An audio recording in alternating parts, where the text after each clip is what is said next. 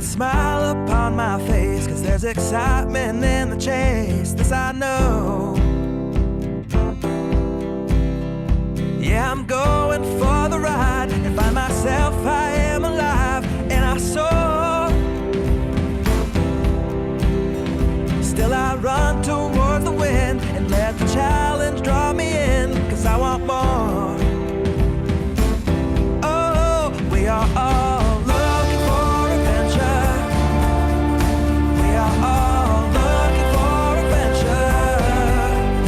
We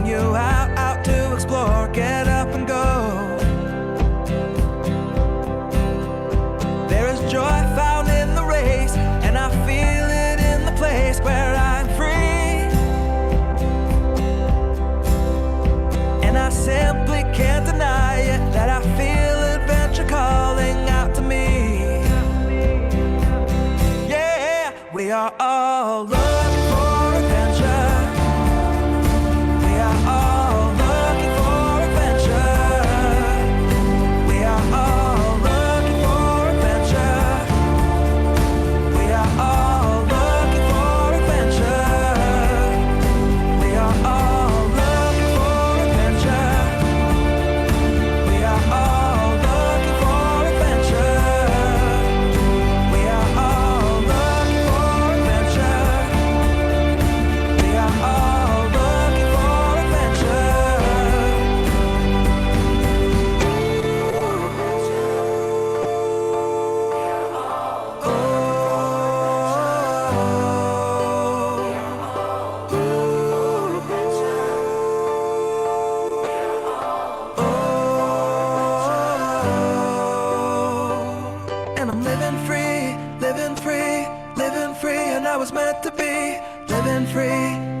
living free, and I was meant to be. I'm living free, living free, living free, and I was meant to be free, meant to be free.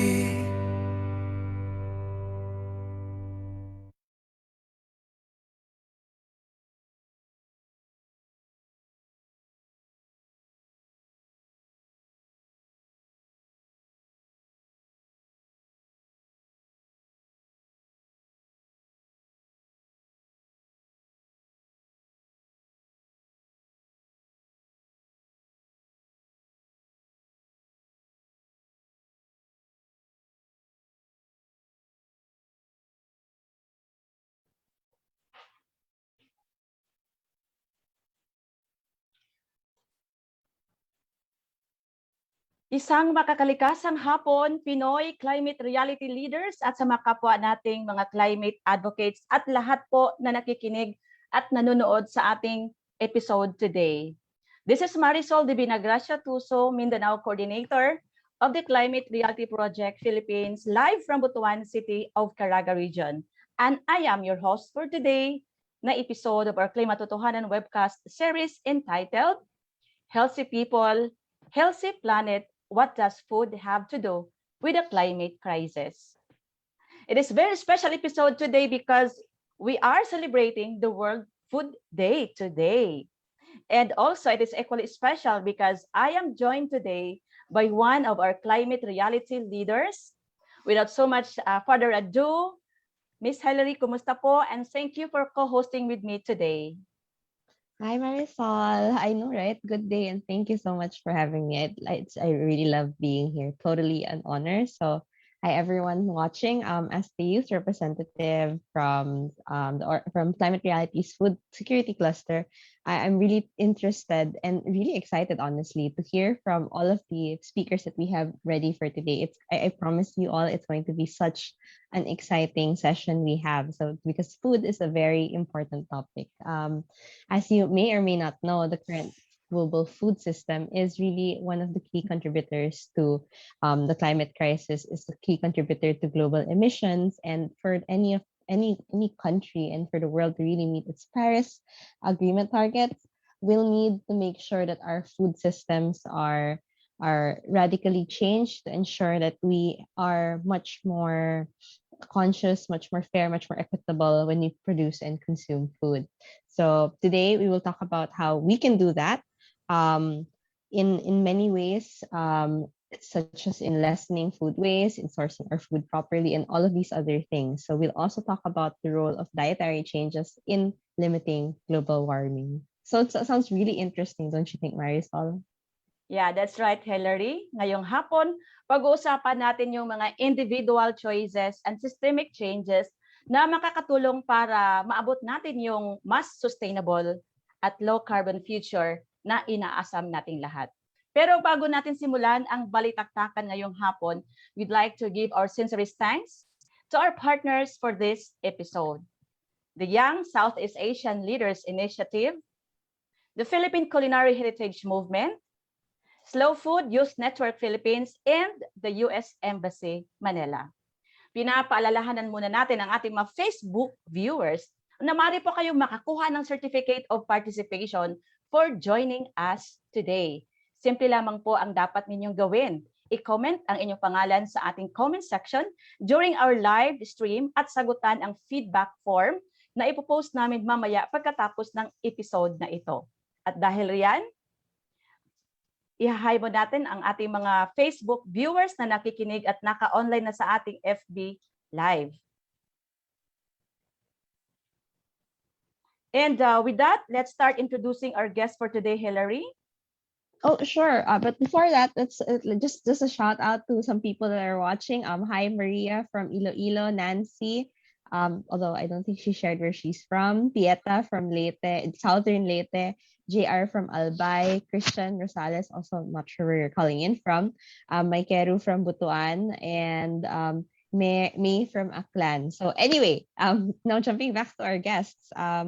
So I'm happy to introduce the first of our guests for our talk today, which is Shiela Castillo, who is a climate reality leader, a social development professional and foresight practitioner. So Sheila is currently a consultant of United Edge, just a space social enterprise, and she has about 20 years of experience in social development here in the Philippines as well as overseas in Cambodia.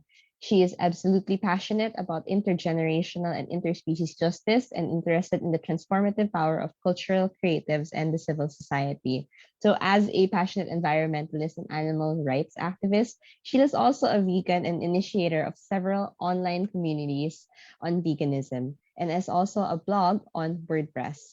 So thank you so much for being with us here today, Sheila. I hope you can say hi or like wave hi to our viewers today. And since our topic is about food, and just to break the ice, we like to ask a question for all of our hosts today, which is I think you might be familiar with the three basic food groups that we have here in the Philippines. So among go, grow, and glow, which one do you like? I don't know. Which one do you feel you are, or which one do you feel like is most important among the three?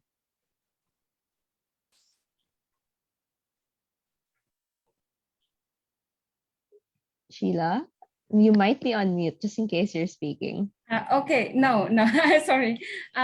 Yeah, which is more important? I would say each of them would be of equal importance. I know that's not the answer that you're trying to get, but yes, I think it's important to have a balanced diet. So I'm all of those. Okay. Well, thanks for that. Marisol? Yeah. Thank you, Hilary. Thank you, Sheila. Moving on, our next guest is Chef Jam Melchor. He is the founder of the Philippine Culinary Heritage Movement, a non-profit movement dedicated to the preservation of the Philippine culinary heritage and gastronomy. He is the country head of the Slow Food Use Network Philippines, which is part of the Slow Food International, an organization that promotes sustainable change in the food system towards good, clean, and fair food.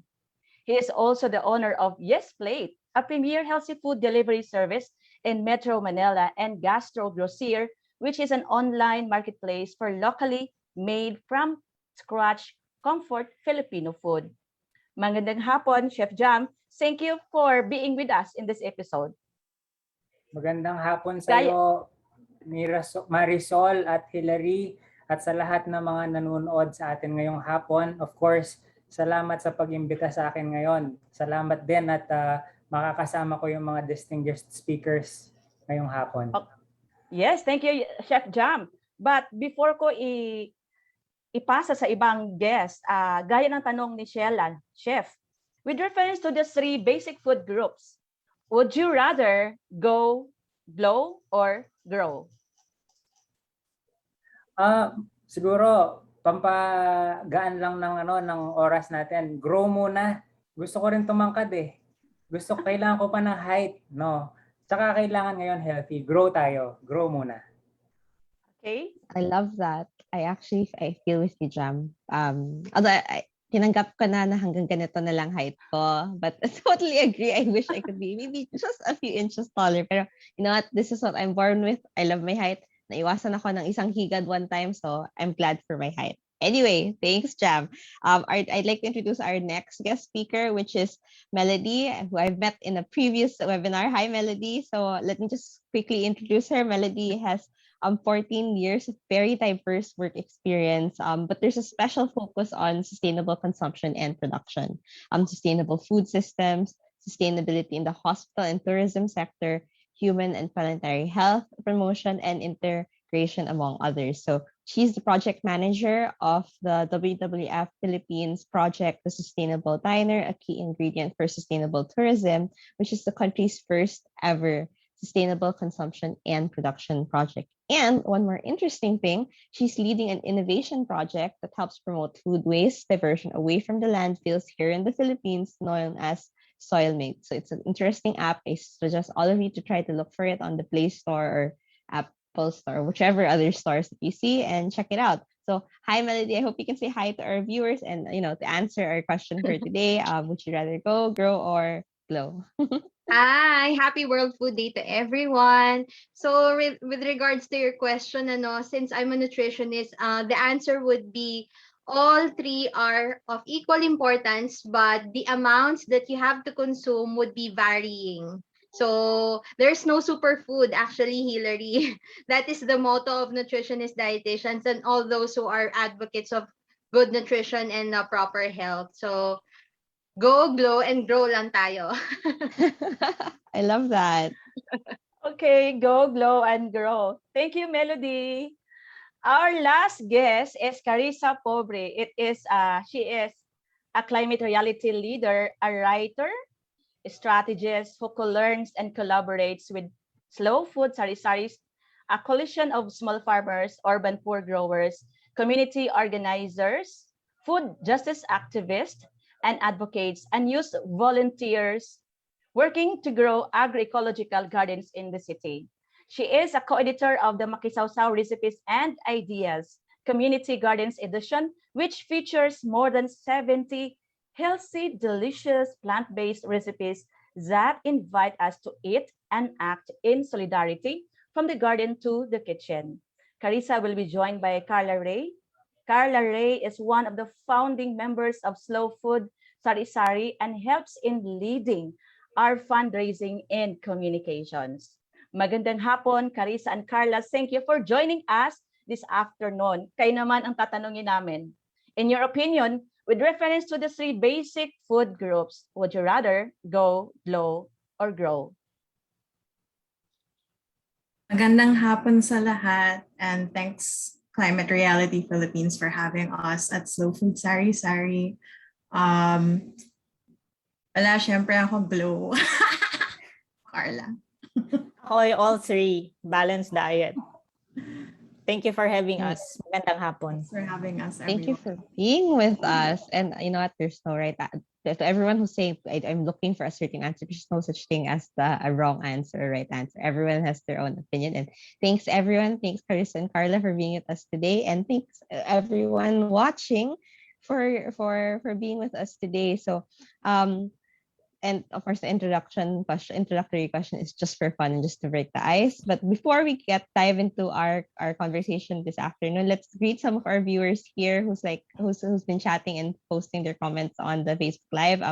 Hi to Aaron from Caloocan, Chloe from Capiz, Juliana from Muntinlupa, Jeremy from Palawan, Jazzy Kang. I am not sure I'm saying that right. From wherever you are. May from Aklan, Aureen from Bohol, Adrian from Bulacan, another very interesting name here, Win BL from wherever you're messaging from, and lastly, Mark from Malolos. So, hi everyone, thanks for tuning in. Later, we'll give a shout out to more of our friends tuning in. And Marisol, what would we have for the first segment of our show today? Yes, Hilary, for the first segment of our show, we will talk about the role that personal dietary changes play in limiting global warming. Shiela, this segment is, of course, all yours. To start off our conversation, our questions for you are, how exactly does food contribute to global warming and which foods have the largest impact? Is there a simple food choice we can make to reduce our climate footprint? Thank you very much, Marisol, for that. Let me share my screen. I'm going to try to answer your question with what I have in my PowerPoint. I hope I'm being heard clearly. Absolutely clear, Sheila. Thank you very much. So basically, to answer your question, I'm going to be discussing a couple of things. And first would be the true cost of animal agriculture. This is, I think it gives you some sort of an idea of the answer to your question, Marisol. And then, of course, why should people shift to plant-based diet? So ito yung attack ko dun sa ating discussion. I just would like to share first a report that came out a couple of maybe 3 weeks ago, and this report came from 3 UN agencies. And in this report, they said they saw a multi-billion-dollar opportunity in repurposing agricultural subsidies. Why are they doing that? Why are they thinking of this repurposing of agricultural subsidy as a multi-billion-dollar opportunity. Well, basically, if you look at the report, they would say that the subsidies for agriculture in many cases hinder the transformation towards a healthier, more sustainable and equitable and efficient food systems, thus steering us away from meeting sustainable development goals and target. Wow. So in that case, these agriculture or subsidies are actually harmful, and because of these subsidies, we are steered away from the global targets that we are trying to achieve, of course, the SDGs, and of course, the targets of the Paris Agreement. And I would like you to consider these figures in the report. It says that about 540 billion in agricultural subsidies every year in around 88 countries that they have studied. And of this 540 billion, these are in dollars, 87% of this, or 470 billion, directly damage the environment, destroying nature and contributing to pollution, as well as harmful to public health. And can you imagine in 2030, this number will even increase to 1.75 trillion, which means that we are spending this much money to cause damage to the environment, to the climate, as well as to our health. For me, it just doesn't make sense, and we need to understand, how does it really damage all of this environment, our health, and the climate, and what we could do to try to change that. From the report also, they said that this is a compelling cause for repurposing agricultural producers' support to reverse the situation by optimizing the use of scarce public resources, strengthening economic recovery from the COVID-19 pandemic, and ultimately driving food systems transformation that can support global sustainable development commitments. So that money, instead of harming, at least 87% of that money should be repurposed and placed into pandemic recovery, regenerative food systems, and achieving sustainable development goals. And also part of the report, it says that these subsidies consist of price incentives such as import and export subsidies, and also for commodity inputs, no? Kasama na dyan yung mga tinatawag natin ng mga pesticides, mga fertilizers, which are heavily subsidized in agriculture. And because of this, this caused the inefficient distortion of food prices. Of course, it hurts people's health. Later, I'm gonna discuss more of that. Degrade the environment, and causes more inequities, harming small holder farmers, and even, of course, women. And so a lot of us might not have any interest in the global systems in terms of agriculture, as long as we buy our food from the grocery and it's cheap. That's good, but actually what we are not seeing is the true cost of what we are eating. We always only look at the grocery price, but we are not looking at what we call the externalized costs of this kind of diet. So let's just give an example. No, this is a data from the US, although this data is quite similar across the board in all over the world. Just to give an example of how much water is being used in animal agriculture, and it's almost 50% of water being used in California is being used on agriculture alone, animal agriculture alone. It's not even like the rest of the agriculture, but it's an animal agriculture. And this gives us sort of an idea, oh wow, that means that something is really, really wrong. And we have to change the way we look at food and see that it is not just about what we eat and what is not what is on our plate. So therefore, we have to look at the other impacts of food to sentient beings like animals, to our health, climate, and the environment. So let's look at water, for instance. So water is a basic human need, and animal agriculture especially, is killing our water. I've told you, I've shown you a while ago how much water is being used in animal agriculture alone. And with animal agriculture, manure runoff from factory farms is one of the leading cause of water pollution in the US. But this is not only in the US. As I've mentioned, this is quite across the board. In the Philippines, you don't even have to look far. Pagka nandyan kayo sa medyo suburbs or probinsya, sa mga medyo rural areas, you will see sa kapitbahay merong piggery, no? Sa kapitbahay nag-aalaga ng 1 or 2 na baboy. And then wala namang regulations on how to make sure that the water runoff, the manure runoff is being treated or being cleaned. It just goes to the rivers, to the water bodies, as if they are, open sewers that we can just immediately pollute. And of course, when we look at the consumption of water in the kind of diet that we are having, let's take, for example, when you are drinking milk, you might drink milk, you might put milk in what you bake or in your oats or whatever. Let's say, for example, 1 gallon of milk. How much does that mean when it comes to water? And it is equivalent to 27 showers. And why would you skip 27 showers just to have a gallon of milk? Well, you can have very cheap kind of milk. You can make your own oat milk. You can make your own peanut milk. It doesn't have to be almond milk. It doesn't have to be cashew milk. And, you can definitely make your own at home. And you don't need to buy from these posh grocery healthy stores. And then what about its effect to the soil? So land is not just about for humans or for agriculture. Of course, we have to consider forests, which are habitats for wildlife also.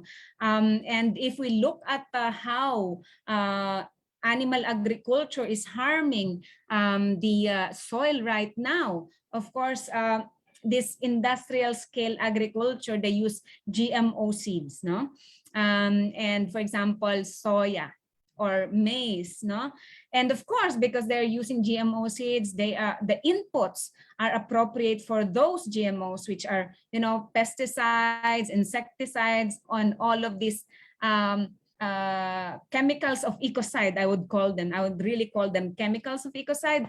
And then that input will finally go to the factory farms to feed the animals, so that people could eat animals. But and this is a cycle. This is a very destructive cycle that keeps going on and on. And as you know, animal agriculture is one of the leading causes of deforestation worldwide. No, for example, in the Amazon, 65%, and it's getting bigger and bigger because President Bolsonaro doesn't care at all about what happens to the Amazon forest. He just wants to grow the economy, and that's a huge problem because the cattle ranchers are sprouting all over the Amazon forest. Of course, when we talk about the number of animal lives lost in the US alone, 9 billion of animals are bred and slaughtered every single year for food. Every single year. That's 9 billion. And how many people are there in the planet? 7.8 billion people in the planet. So does that make sense to kill 9 billion animals, and not even the 7.8 billion people are being fed with this? In fact, this is just for the US, and a lot of people are hungry in the global south, in Africa, in Southeast Asia. A lot of people are going hungry. So this kind of slaughter, this kind of industrial scale slaughter is not helping humans at all. And then people might say, what about protein and calories. We need animals for our protein, and that's a myth, if not a lie. I would, if I was being kind, I would say that's a myth, but that's an outright lie. That's not the truth, because animal flesh does not deliver. Let me give you an example. This totally shows how efficient the system is when you are using 83% of all farmland produce. I'm sorry for that. Farmland produce that produces 60% of agricultural greenhouse gas emissions. Wow, that's a lot. But then what happens? What is the result of this? It provides only 18% of calories and 37% of protein that humans consume. So where does the 82% of calories come from? And where does the 63% of protein come from? Where does the rest come from? If only 18% and 37% come from the animal food, as people call that, no? Of course, it comes from plants. So why are we using 80% of all farmland to produce very, very little for humans? It just doesn't make sense for me. So what happens now is what we call conversion. We are converting crop foods to feeds, no? Instead of using these crops to feed people, these are feeding animals. So currently 36% of the calories produced by the world's crops are being used for animal feed. So dun nilalagay sa animal feed, pero ang nagiging resulta naman nun in terms of calories that contribute to the human diet is only 12%. So how inefficient is that? This is also an illustration of the conversion law. So every 4 kilocalories of crops that are used to generate 1 kilocalories of animal products. Lugi, no? It's a very inefficient system. So let me give you an example. If you are investing 100 pesos for your whatever endeavor you're doing, a business, for example, and then you only gain 25 pesos, does that make sense? It does not make sense at all. So even the very lowest impact meat and dairy products, as a result of what they call free range or grass-fed or any of those things that people say, okay, good, benign for the environment, actually they still cause much more environmental harm than the least sustainable vegetable and cereal growing that directly feeds people. What's the point in that? Let's just look at the conversion of maize. So here I'm gonna look at maize. You will see here the red one is really, really long, and then the green one is very, very short. That red, from the point of the start up to the end of that red, green to red, that is the calories. The red one is the calories lost to meat conversion. The delivered is only that tiny green portion. And it's all the same for many of these that are used for animal feed. And there are a lot of different reports in terms of the carbon dioxide or carbon equivalent contribution of industrial animal agriculture. However, there are a lot of overlooked and misallocated livestock-related GHG emissions. These are unaccounted for, and these are not considered. If you might see like some 14% emissions from agriculture, others say 18%, but this study by the Oxford University says that it's around 51% if it considers all the overlooked GHG inventories, including if you also include like the other aspects of the entire supply chain, like delivery, storage, refrigeration, packaging, and so on, around 51%, and that's too much, no?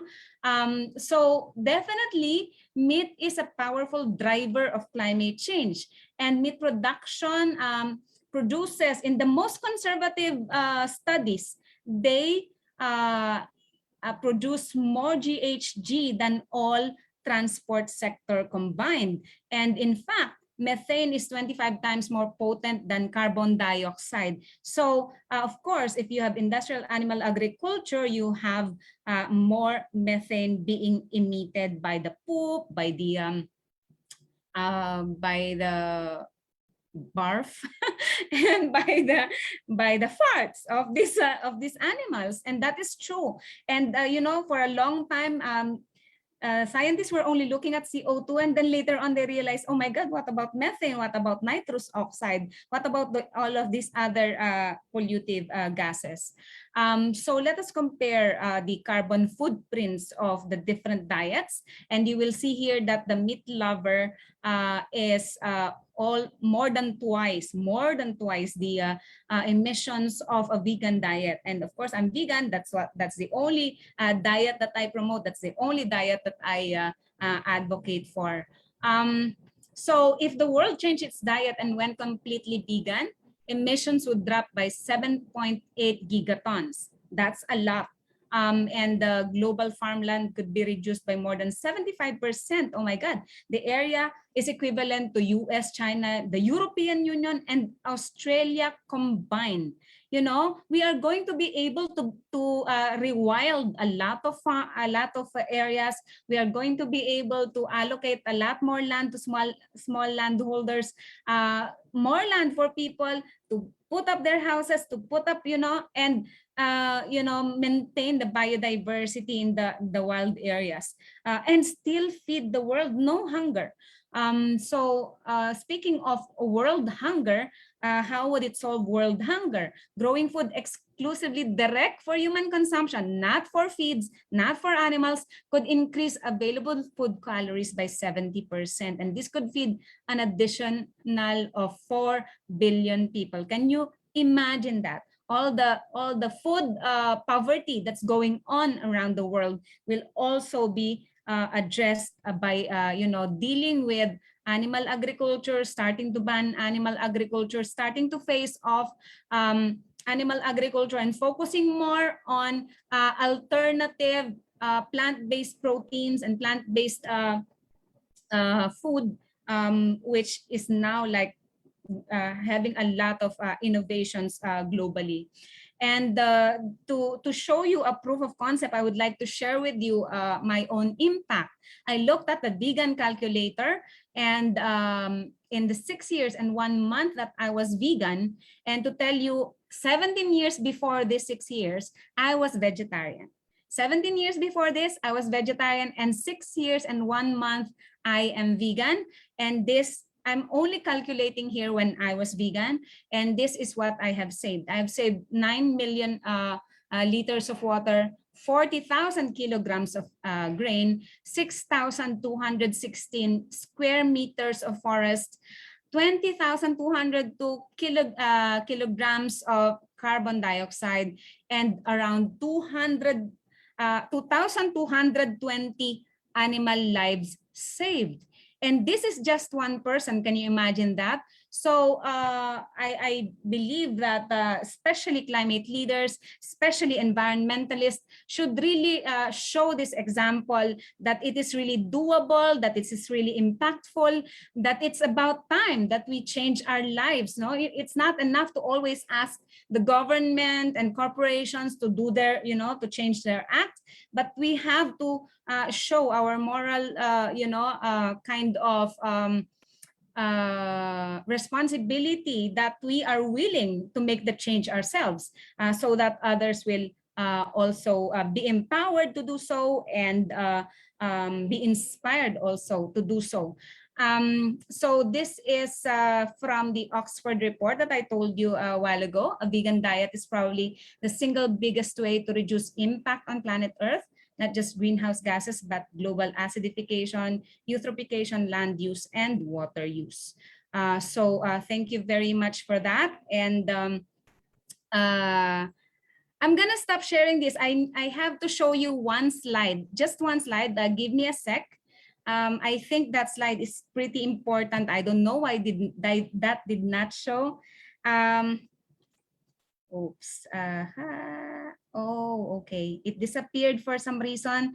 But anyway, what I was trying to say in that slide is that one of the criticisms for promoting a vegan diet as a solution to the climate crisis is that it is not enough, and individual actions such as riding bicycles and using disposable reusable bags and reusable straws and all of these things, it doesn't seem to be significant or substantial enough to make a change or make a dent in this huge global problem that we have. But that is not the point. There is no contention about it. Both are important. Systemic and individual actions are important, but then it is really, really important to do individual action. And I would say, especially for climate reality leaders, I'm talking to you, if you are able to empower yourself to make this change, then you will be able to speak more confidently of what you are asking for from our government, from corporations, from like asking to shift from fossil fuels to renewables. All of these things, you will have that confidence that you are walking the talk, and that you have that kind of moral authority to speak, because you are saying, I am doing it myself, you have to do your share. And I think we have to remember that. Definitely, I would love to encourage everyone to go vegan. Just think of it, the benefits for your health, for the climate, most especially because that is the crisis that we are going through right now. And also think about the animals who are dying for our food. They don't have to suffer for us. And there are always better ways. There are so many plant-based alternatives right now. And if you want to learn more about it, please drop me a line on Facebook and I'm willing to help you. Thank you very much, everyone. Okay, thank you so much, Shiela. And you've underscored about veganism. And as you've said, meat is a powerful driver to climate change. Now let's talk about veganism, Shiela. As you've said, plant-based foods tend to be the most climate-friendly options of all. But right ever since, there have been a lot of misconceptions about veganism. How will you answer these following statements against veganism? 1, vegan do not get enough protein. 2, vegans need to take more supplements. And 3, veganism is very expensive. Okay, let me do it one by one. So first is you don't get enough proteins from vegan food. That's not true. The truth, that is a myth, because almost all vegetables have some amount of protein in them, so if you are eating meat as a protein source, you only have like 3 kinds. You only have 3 kinds of sources for your protein. But then if you eat vegetables, like purely vegetables, you have how many different kinds of beans and lentils? Dozens. And how many different kinds of vegetables that each of them have some amount of protein in them. So nobody has died of protein deficiency because they're vegan. And so that's one. And second is vegans have to take supplements. Okay, vegans do not have to take any supplements except for one, which is vitamin B12, which not just vegans need to take. Even if you're non-vegan, if your diet is not good, you also have to take it. Because why? B12 is naturally found in food long ago, when we were not really like cleaning our food and there's some soil in there and we get it. It's B12. You get that one. And then now, of course, everything is fully sanitized. We don't get B12. And they are saying, what about those meat eaters? They get B12 from animal food. The truth is, they are just using the animals as an intermediary for the vitamins, because B12 is also supplemented to animals. No? Sinusupplement din ng animal ng B12. So, pag magba-vitamin ka ba, kakain ka muna ng ano, ipapakain mo na yung vitamin mo sa hayop, tapos saka mo kakainin yung hayop. Doesn't make sense. So just better take that supplement, which is B12. And if you are eating like a balanced vegan diet, you don't need any other supplement at all. And the third one is vegan food is expensive. I would say it is definitely not. I am one of the kuripot vegans out there, which means that I can eat a whole food plant-based from home. I don't eat out so much.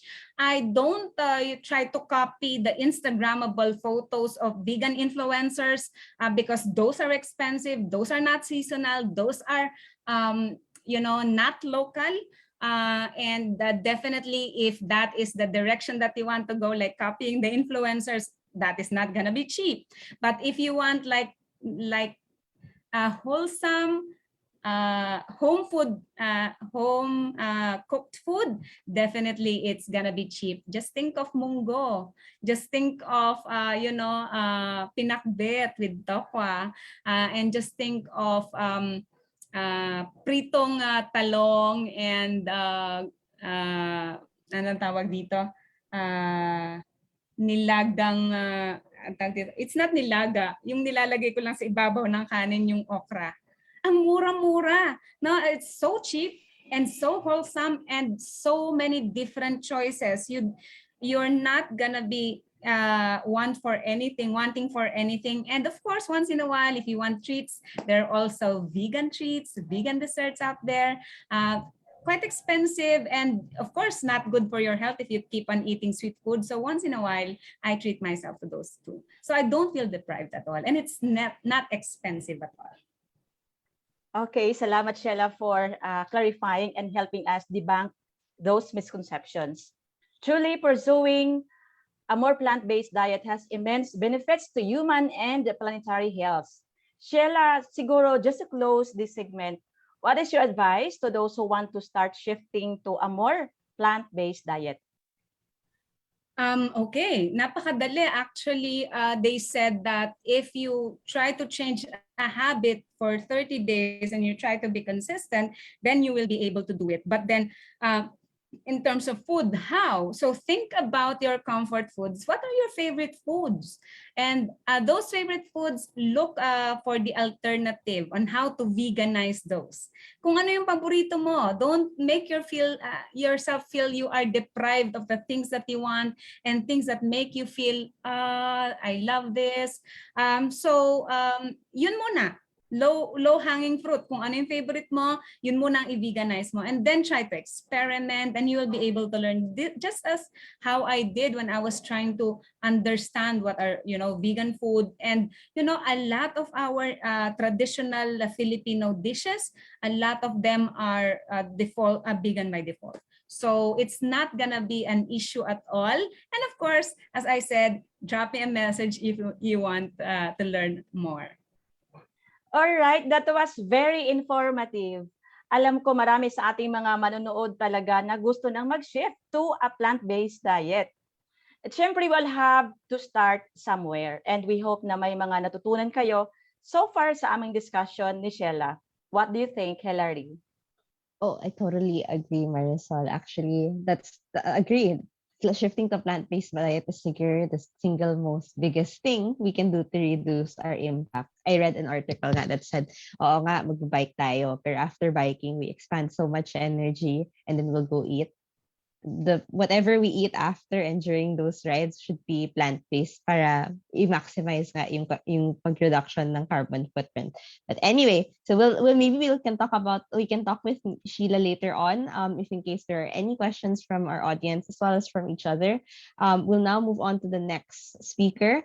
And for our next speaker, we actually have we'll talk about how the youth are putting in effort to preserve our culinary heritage as Filipino people, as Filipino cuisine, and to bring sustainability back into our food system. So for this segment, we'll put the spotlight on Chef Jam to answer the following questions we have here on the screen. So honestly, for me, it's also a bit new. So what is food mapping, and what does food mapping do towards helping with food sustainability?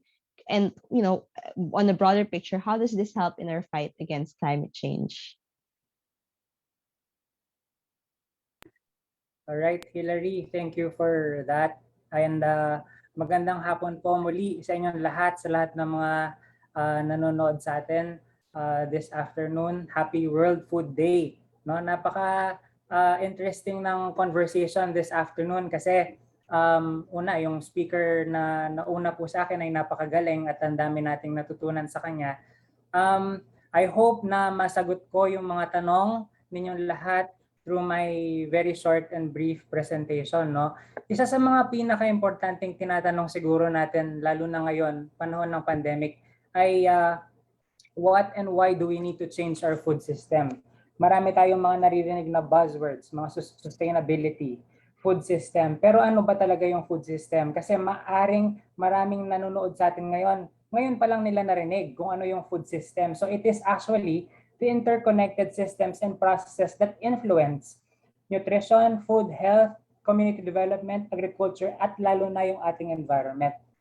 So para po itong chain na magkakadugtong at merong effect sa bawat isang system. It's a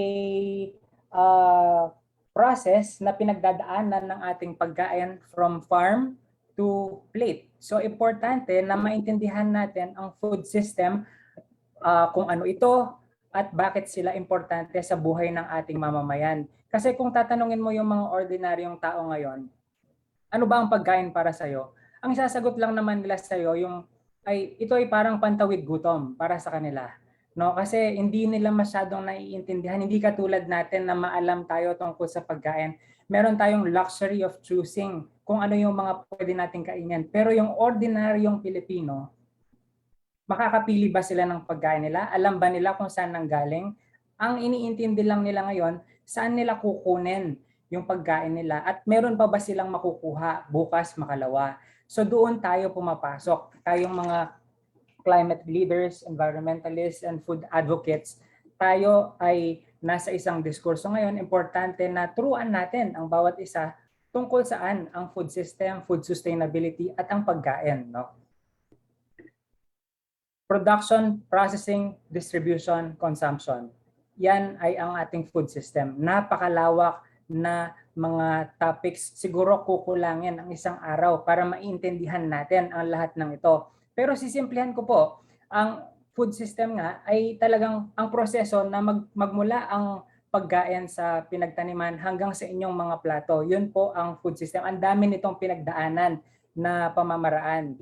So, ang challenge ng ating food system ay ang ating lumalaking population. Ang forecast ng UN Population Division pagdating ng 2050 nasa lagpas 8 billion ng ating populasyon sa buong mundo. So lumalaki, no, saan natin kukunin yung ganoon karaming pakakainin, no? Hindi na natin alam kasi sa dinami-dami ng problems ng mundo, isa pa rin ang pagkain sa talagang dapat pagtuunan natin ng pansin. At ang ating food system ay humaharap sa mga iba't ibang limitasyon o kaya iba't ibang hindrance or obstacles. No? So magbibigay ako ng mga examples. Sa Philippines, 1 out of every 3 people suffer from malnutrition. Marami pa rin sa atin ang nagugutom. Staggering 1/3 of all children all over the world not growing up well because of malnutrition. Kulang sa sustansya yung kinakain nila, hindi sapat, no? At alam natin na food systems are major driver of this. Marami diyan na tinatapon nila yung mga imperfect produce, whereas sa kabilang banda, maraming nagugutom. So merong imbalance sa ating system. Did you know that 1 out of 3 Filipino adults aged 20 and above is either obese or overweight? Whereas talagang ang dami pa rin nagugutom sa kabilang banda. And 5.1% of the Filipino adults are obese, which is akala natin cute, ganyan, malaki.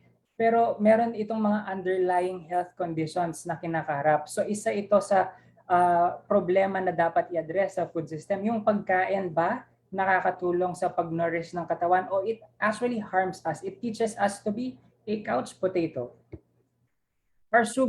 Our food is too rich in fat, sugar, salt, and meat. Maraming mga pagkain ngayon, yung mga fast food is really heavy on sugar and salt. Kaya nga napakadami sa panahon natin ngayon ang nagdadialysis. As early as their 20s, 30s, meron kang mga nakikitang nakakaawa sa mga dialysis facility na doon nakaposisyon sa tabi ng makina, no, nililinis yung dugo nila because of the type of diet that they chose to have at an early age. And malaki ang ginampanan ng food system dyan. At hindi lang sa health natin, of course, sa environment. Example, no, it can lead to heart disease and higher greenhouse gas emissions from meat production, katulad nung sinabi ng previous speaker natin kanina. Food is less diverse. Kung ano na lang yung mga nakikita natin na pagkain sa merkado, yun yung kinakain natin. We do not try to discover that we have other sources of healthy produce and ingredients. No? Yung mga heirloom varieties natin, unti-unting nawawala. 75% of our food now only comes from 12 plants including rice, corn, wheat, and from 5 animal species including cows, chickens, and pigs. Samantalang ang dami-dami nating pwedeng pagkunan sa Philippines as an agricultural country kasi hindi natin alam saan at papaano mag-uumpisa. 1/3 of food is wasted, no? Out of all the food we produce, 1/3 is not consumed but thrown away. Nakikita natin online, ang daming tinatapon na gulay. Mangga, pipino, bawang, name it. Mahilig tayo sa ganyan, magtatapon ng gulay habang ang dami-daming nagugutom. So, isa ito sa challenge ng ating food system, ang patuloy na pagtatapon ng pagkain sa ating bansa. Our natural resources are under pressure, lalo na yung ating sources of water. Kanina nabanggit ng previous speaker, sabi niya, animal agriculture is killing water. Yes, it's really true. No, wag na tayong lumayo. Yung mga rivers na lang dito sa ating sa Metro Manila. Wala nang river na malinis na pwede kang mangisda, kumuha ng pagkain kasi they're all dead. Talagang kung ang mahuhuli mo na lang mga dumi ng tao. 33% of our soils are degraded with tropical forests disappearing, and many plants and animals are endangered, such as bees, na importante ang role sa biodiversity. So these problems are intensified by climate change. So isa ito sa dapat nating tinuturo, no, sa mga ordinaryong mamamayan at lalo na sa mga kabataan. Such limitations show that clearly our food system must be transformed. Hindi lang sa buong mundo, lalo na dito sa atin, sa Philippines. Kasi meron lapses bawat sistema. Merong pagkukulang. Meron tayong dapat i-correct. Meron tayong dapat balikan. Lalo na yung nakita natin ngayong pandemic, lahat ng tao, no, ang pinakaunang concern is number 1, saan kukuha ng pagkain. Pagkain na desente para sa dignidad ng tao. But above all, it is necessary to bring all stakeholders together. Governments, producers, consumers, business people. Kasi itong mga taong ito ang nagpapagulong ng food system. Tayo ang endpoint Pero importante malaman natin ang role ng bawat isa kung ano ang kanilang mga obligasyon para sa isang mas malakas at matibay na food system. Of course, youth engagement in the food systems is the key. As early as now, dapat tinuturuan natin yung mga kabataan natin na meron silang role. Importante ang boses nila at sila ang kinabukasan. Dahil lahat ng ginagawa natin ngayon, itong diskurso na ginagawa natin ngayon ay para sa youth, no? As part of the food system, we have the ultimate responsibility to be open to locally grown foods. Alam nyo ba kung ilan ang ating heirloom species or varieties sa buong bansa ng mga gulay? Ano ba ang dapat kainin? Lahat ito dapat alamin natin. These can help shift the buying patterns. May iwasan yung mga tinatawag na oversupply. At of course, will support local businesses like restaurants, hotels, and support your farmers and fisher folks kasi sila yung pinakadehado at the end of the day. There is more to gastronomy than just food. We have to educate the people na ang pagkain ay hindi pantawid gutom. It is our soul, it is our dignity, it is who we are, it is what represents us, at it is our future. So importante na malaman natin at maintindihan natin ano ba ang importansya ng pagkain sa buhay nating lahat. I am the country head of Slow Food Youth Network Philippines. We are part of the global slow food movement. We are present in about 180 countries. I've been with the slow food movement since 2012, and I was able to convene different activities in this past few years, even before the pandemic. Marami po kaming mga renold out na taste workshops. We came out with these plant kits in collaboration with MNL Grow Kits. Last year, during the pandemic, medyo challenging po ang sitwasyon dahil lahat tayo nakakulong, hirap gumalaw. Pero we were able to partner with Philippine Red Cross and we were able to feed 11,000 people during the onslaught of Typhoon Rolly. 3 sunod-sunod po yan na bagyo. At tuloy-tuloy pa rin ang aming taste education campaign para maturuan ng mga kabataan kung ano ang importansya ng pagkain sa ating hapagkainan. Isa sa mga projects ng slow food na pinakabago ay slow food travel. Ang slow food travel ay goal niya is to make sure na ang pagkain should be an experience, hindi lang sa para mabusog ka. At of course, good, clean, and fair. It has to be good for your body, good for the environment. Clean, malinis, hindi siya processed, hindi siya nag-under ng GMO. At of course, fair because nakakatulong ka sa mga magsasaka at fisher folks. No? Ang slow food travel, ang root po nito ay talagang yung kultura ng pagkain. Ang initial step nito ay food mapping. When we first did food mapping or itong project ng slow food travel sa Cordillera, talagang ginalugad po namin yung isang lugar. Inalam namin yung kultura nila at nakagawa kami ng inventaryo. Katulad po nitong food map na nabuo for Austria. And talagang parte ng kultura ay ang paggawa ng pagkain. Hindi lang siya entertainment. It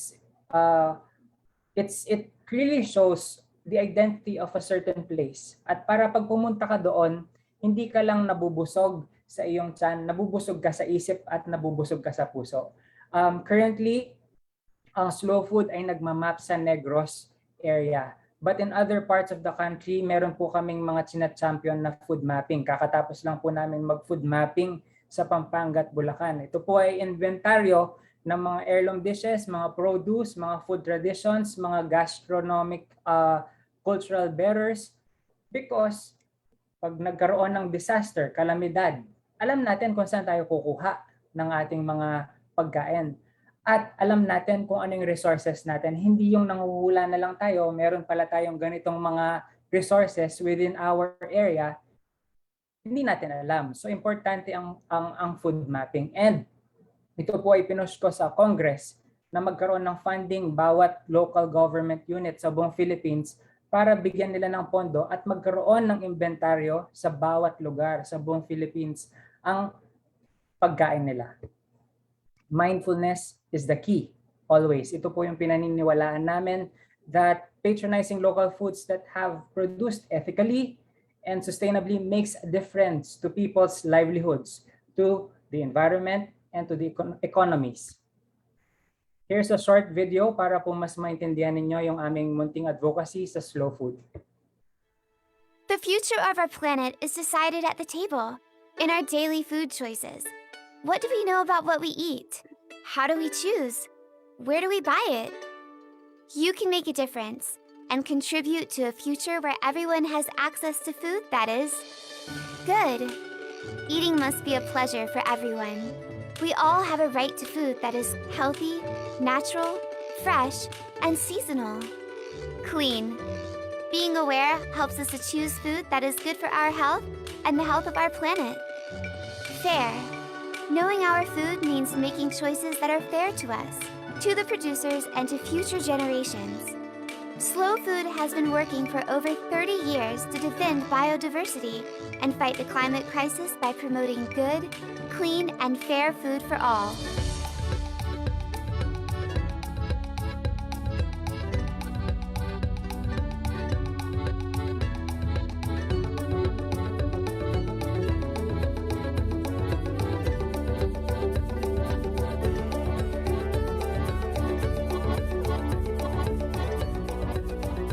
Support Slow Food.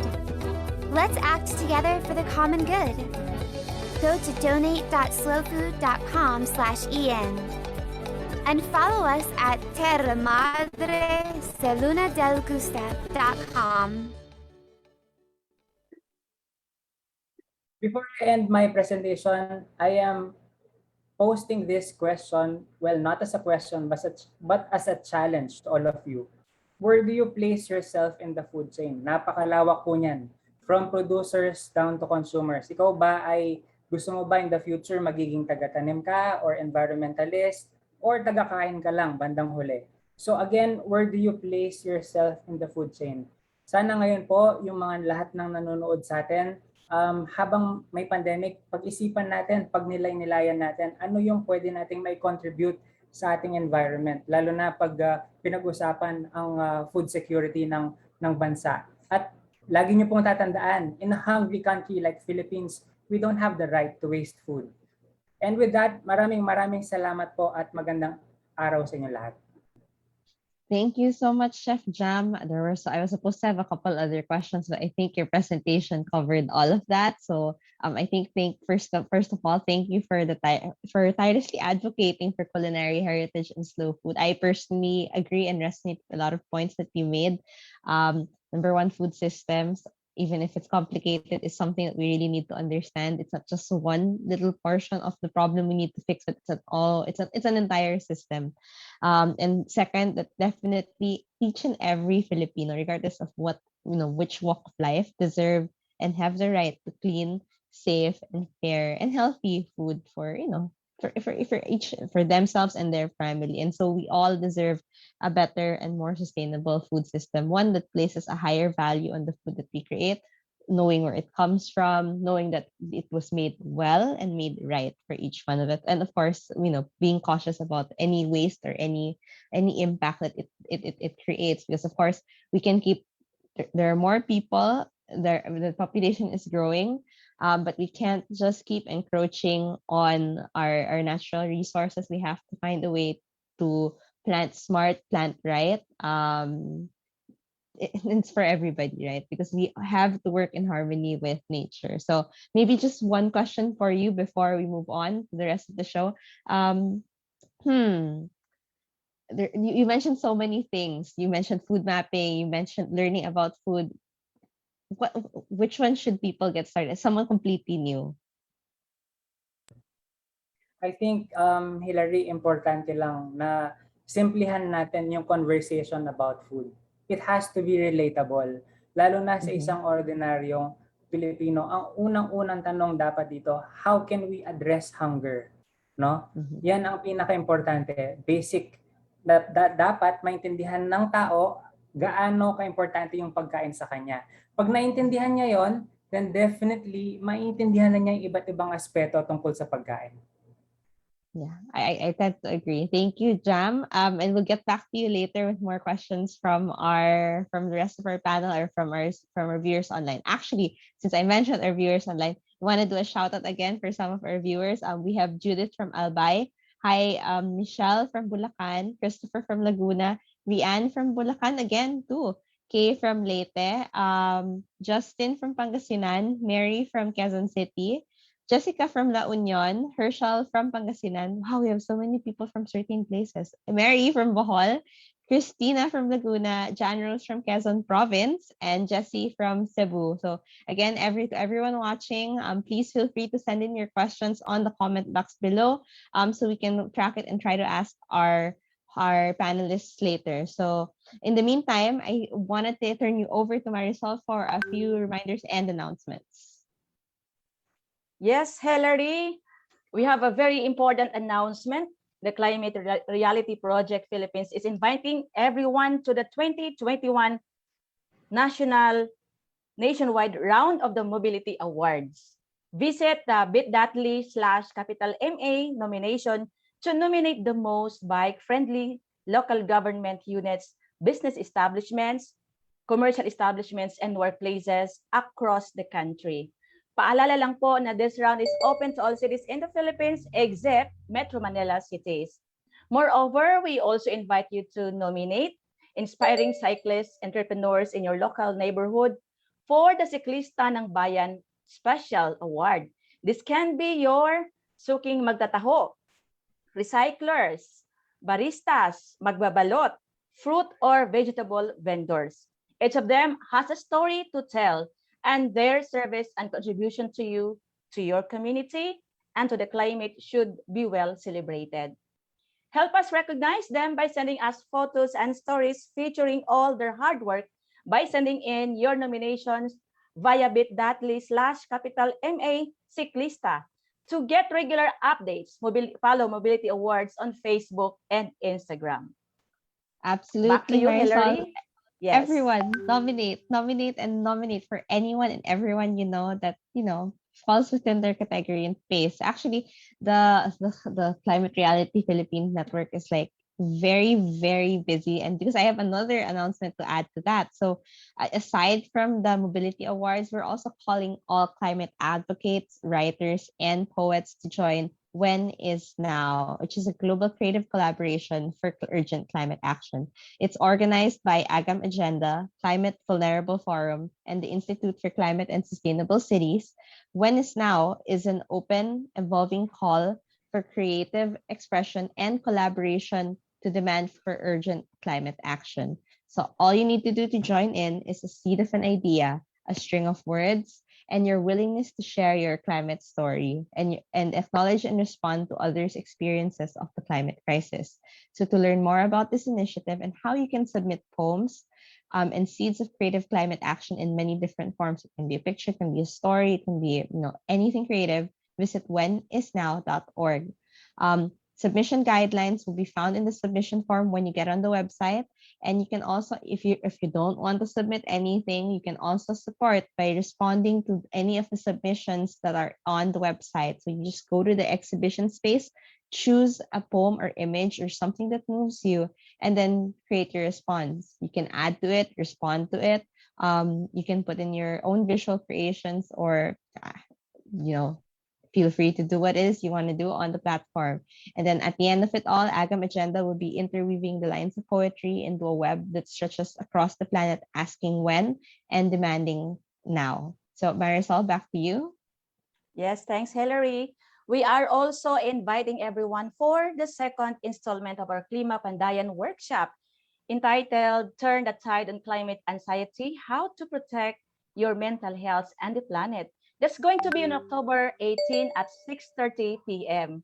In this workshop, we will make sense of our complex emotional responses to the climate crisis and will discuss how we can channel these emotions to taking meaningful climate actions. This event is open to everyone, especially for Pinoy climate reality leaders. To join, check out our Facebook page for the registration link. Sa Monday na po ito, kaya mag-register na po kayo. Oh, absolutely. I am really excited to see this mental health. I'm really glad that it's starting to be at the forefront, and this is especially, how they say this, at the right time, because I think this month we're also celebrating Mental Health Month. So I hope to see everyone there. And with that, I think we end our announcements and we move on to our next segment. So Marisol, who do we have and what we have next? Yes, Hilary, for our next segment, we will discuss more efforts to mainstream sustainability in the country's food production and consumption, specifically with the World Wildlife Fund Philippines, the Sustainable Diner Project. Ms. Melody, what is the project all about? How is it helping transform the food service sector into an industry with a minimized impact to climate and the environment. Hi, Marisol. Hi, Hilary, and hi, fellow speakers. Good afternoon. So, my project is actually centered on a specific industry or a specific sector. So before I start with that, let me present to you our menu for today. So what are the things that I will be discussing in terms of mainstreaming, as you said, mainstreaming sustainability or sustainable business models, especially for the food service sector. So for the next slide, so our menu for today will cover what is our organization in passing WWF, and of course the recently concluded the Sustainable Diner Project. So it ended last September 30. And of course, the main question posed to me was how do business food service sector are going towards their journey on sustainability. So that those are the things that we will be tackling today. So for the next slide, this is all about WWF. So our organization is one of the largest conservation organizations in the world. We are operating in more than 100 countries worldwide. And for the Philippines, we are the 26th national office to be part of the network.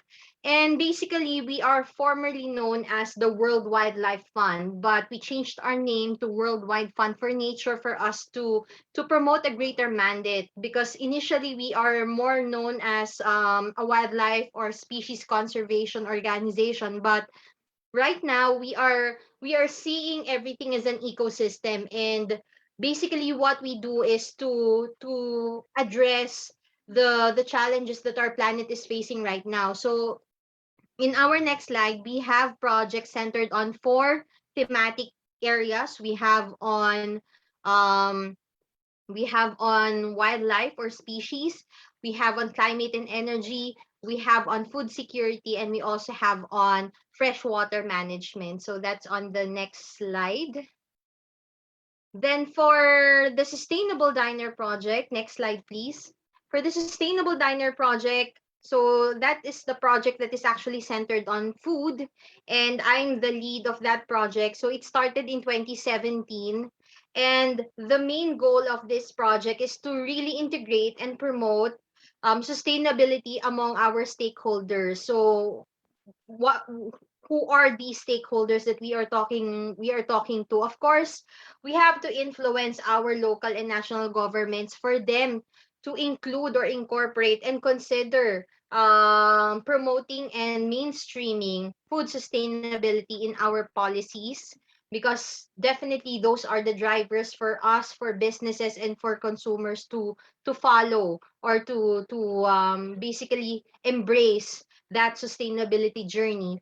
For the food service sector naman, we try to help them to transition from their business as usual to more sustainable business models. So how do we do that? We support them in terms of capacity development. We also conducted studies for them. We also provided them with technical support or whatever it is that they would need for their transition, or basically how they would start their journey towards sustainability. And last but not the least, we want also, since the whole business, the whole market is driven by demand, we want to influence our Filipinos in terms of their choices. And what influence do we want for them? That would be to demand for green products and services, and that is including, the services that's being offered by the sector. So when we talk about the sustainable diner, Jam is correct in saying that sometimes it's not very easy for people to connect food with nature, ano. So kanina nasabi na ni Miss Sheila, ang dami talagang effects ng ating pagkain pagdating sa environment. But yes, it's quite difficult for us to connect it directly, ano, kasi usually when we talk about climate change, it's always about yan, fossil fuels, renewable energy dapat. So those are the things that we usually directly associate. But in terms of food kasi, nahihirapan pa sila kasi yung mga interconnections and the processes that food undergoes, hindi nila nakikita yung mga carbon emissions or mga possible effects nun sa ating environment. That is why we made this framework as simple as having these 5 sustainability principles, or what we call the sustainable diner principles. So we start with the first one, that is on local, seasonal, and sustainable sourcing of your ingredients. Second is resource conservation, most especially your electricity, water, and fuel, which is very heavily used in the food service sector.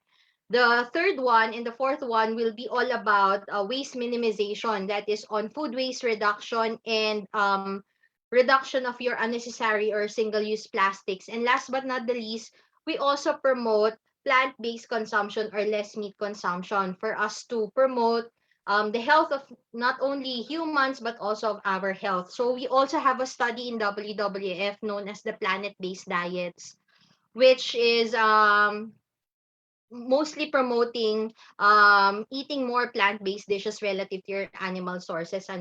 So in the next slide, I would just like to reiterate or somehow summarize what Miss Sheila already mentioned. What are the environmental impacts of food? Napakarami niya, no? So in terms of land use, in terms of biodiversity loss, in terms of our use of fresh water, lahat yan ay meron talagang malaking kaakibat na consequence when it comes to the food system that we have. And also in terms of carbon emissions, it accounts actually for a third of the total greenhouse gas emissions that we produce as globally. And basically we also attribute that to the livestock production. So yun na mention kanina ni Ms. Sheila, it's also because of the innate process of these ruminants, itong mga hayop natin na talagang innate silang naglalabas ng ating mga greenhouse gases.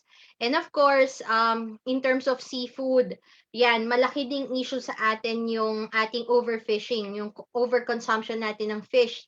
So it really depletes the natural ecology of our oceans and other bodies of water. Next. So why did we center on the food service? So pre-pandemic kasi we had really a good conversation on how do we really promote sustainable consumption and production here in the Philippines. And being one of the tourist centers here in Asia, we see that in terms of tourism kasi kaakibat niyan, besides having this eco-tourist sites, having this man-made tourist sites, one of the things that people often go to when they travel is really the gastronomy-based tourism. So one of which would be the food service sector, malaki yung impact niya. And 88% actually of the total food service sector is your restaurants or yung food service establishment. So that's what we banked on in terms of doing this. And this is the first ever project that centered on restaurants, on their contribution to the environment. So maganda talaga siyang entry point for us to educate the businesses, the private sector, in terms of their social responsibility and also their stake towards environmental protection and sustainable development. So paano ba natin sila na-influence? So let's start with, in terms of sourcing, unang-una talaga namin binibigay sa kanila would be to promote local or to purchase local products. Yun naman talaga yung unang-una nating gagawin. Love your own, ika nga. Basically, kung ano yung meron sana dun sa community nyo, we encourage them to purchase that or to support those kasi isa sa mga hindi nalalaman ng mga tao pagdating sa sourcing of ingredients is their food miles. So mamaya i-discuss ko din yan after. So that's the first one. We ask them to reevaluate the sourcing of their ingredients or commodities, and let's try to see what's available in the community na po pwede nilang magamit. Then second, for the businesses who have the capacity to do this, we encourage them to grow their own. So some of the the things that they need for their businesses, pwede nilang gawin on their own. So if they have bigger spaces, we encourage them, we teach them how to do backyard gardening. If they don't have enough space, just like in the urban setting, we promote container gardening. And if they really don't have that space and wala talaga din silang lupa na available, that's the time that we also promote, or we also help them to explore hydroponics naman. So this has been a growing trend because it makes your food fresher. You know, you have it within your reach. You know how you grow your food. So alam na alam mo talaga na less yung mga inputs na nilagay doon sa ating pagkain. So kanina mini-mention ko yung about food miles. So let's proceed with that. Kasi hindi din ito masyadong clear sa mga tao. When you say food miles, this is actually how your food travels from the production site up until your plates. And hindi nalalaman ng mga tao, pag malayo yung pinanggagalingan mo ng food, marami ka ding fuel na inaaksaya for transport. So that's what we call food miles. So it's the distance between food production up until consumption. So yan, next, that's on the next slide. I think hindi siya nai-flash. So yan. So your food miles is how your food travels basically. So next. The third thing that we also promote for local and seasonal and sustainable sourcing would be to support organic products. So we all know that industrial farming has caused a lot of damage to our system. It causes a lot of topsoil degradation, and more so, we also are consuming a lot of these unwanted chemicals, no, yung mga pesticides, insecticides, herbicides, lahat na yan ng mga sides. In short, lahat ng mga pampatay peste ay nakakain na rin natin. So we also promote supporting organic farms, or basically those that can provide you with commodities that have less inputs or less chemicals, para na lang din win-win situation for the environment and for your health. So that's the third. And the fourth one, very very close to our heart ito, because it's really something that we want to do for our producers, to purchase ingredients from food hubs and farmers market. So when we talk about food hubs, these are actually localized intermediaries between the farmers and consumers. So ano yung dalawang bagay na dapat yung maalala dito sa food hubs and the food markets? Basically, you are already directed somehow to your producers, kasi isa lang yung kinakausap mo na middleman. Second, speaking of middleman, wala siyang mga ganon. Walang middlemen, walang mga traders, walang wholesalers, walang ganon. So talagang from producers to these food hubs, then to the consumers. So we encourage our partners to do that. And ito naman kasing mga issues natin pagdating sa principles on sustainability, hindi lang naman siya pang business. Actually, it's also for you on an individual level. Makukuha mo din yung mga insights na ito, and you can do that on your own. So who are those examples ng mga farmers market natin? Actually, marami siya online. In the next slide, we have some examples there. We have collected some of these groups that are doing this. We have Good Food Community, we have Shereza Community, we have Session Groceries, etc. Marami silang ganyan. And if you are really into that, into supporting producers natin, so we encourage you to do the same for your household. Kayang-kaya nyo rin gawin yan. Then next is yung ating pag-promote ng local and indigenous ingredients. So nabanggit na to ni Chef Jam kanina that we have a lot of heirloom indigenous agricultural products here in the Philippines. So ano ba yung importansya kung bakit natin sila kailangan i-promote and gamitin? Number one, napakadali nilang i-grow dito kasi nga from the very start, they have been growing here ever since. Then it also lessens our imports. pagdating sa mga gulay na kailangan natin kasi meron pala tayo nito. And third, they are very climate resilient.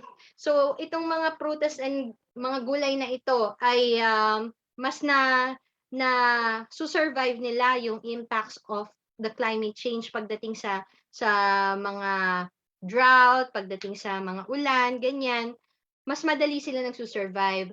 So what we promote also is to have, if not a chalkboard menu, kasi ideal naman yon na what's available, yun yung isuserve mo, no? But of course, in reality, these businesses have their own specialties, they have their own creativity, and we honor that then. So what we are trying to promote is at least once in a while, or for example, in a week, they can also promote a single dish that is something that they found in their community. So having a special menu. And at the same time, we also promote for them to diversify their food options. So have plant-based offerings para naman dun sa growing community natin ng mga into eating more plant-based dishes. Talagang gusto namin na i-promote din siya. Much has been said already that the plant-based diets would be the best way to go. And wala naman talagang contention doon. Yun naman talaga yung mga scientific na lumalabas. And for businesses, they can also start by having diverse food options. So that's what we do. Then for the second principle on resource efficiency, so in the next slide, when we talk about kasi sustainable food systems, meron tayong 4 main resources na ginagamit. Of course, we have the land, yung pagtataniman natin, we have the water, fuel, and electricity. But for us consumers also, the most that we can also influence would be the water, fuel, and electricity. So let's start with electricity and fuel. Here in the Philippines kasi, the sources that we have is basically 75% of our electricity is sourced non-renewable. So non-renewable. So ibig sabihin nun gumagamit pa rin tayo ng fossil fuels. And only 25% we are using for renewable sources like solar, biomass, geothermal, etc. So when we talk about this kasi, ito yung part na kailangan talaga nating pag-usapan, that your burning fossil fuels is really affecting your climate change. So, how do we influence these businesses para mag-conserve sila, at least do their part to conserve fuel and electricity? So, let's start with our mga recommendations for them. Next slide. So in the next slide, you will see there, ito yung mga sinasabi namin sa kanila. And we also have mga tools, mga cost-benefit analysis tools wherein they can really see that going green is not too expensive in the long run. Kasi may mga investments naman talaga na kailangan gawin. But for simpler terms na lang and simple tips, so we encourage them to use energy-efficient equipment and lighting. So in terms of layout and design structure, lalo na ngayong pandemic, we encourage them to have mga structures that would be conducive for natural lighting and air ventilation. So ngayon kasi nauuso na yung alfresco kasi because of the pandemic. Pero kung iisipin mo, pwede naman dati pa para hindi ka na mag-aircon, hindi ka na rin masyadong gagamit ng electricity, hindi ka na gagamit masyado ng ilaw. So ngayon pa lang sa mga up-and-coming businesses, we have to think the building design already of our restaurants para magamit din natin itong mga ganitong sustainability principles. So another is to regularly check your equipment and to maintain them kasi yan din yung mga reasons kung bakit malalakas yung konsumo nila sa kuryente and eventually sa fossil fuels. Then institutionalize energy efficiency protocols and regularly train your staff. Importante ito. If we want to really have this embedded in our culture, dun sa ating business, company culture natin, dapat regularly siyang ginagawa.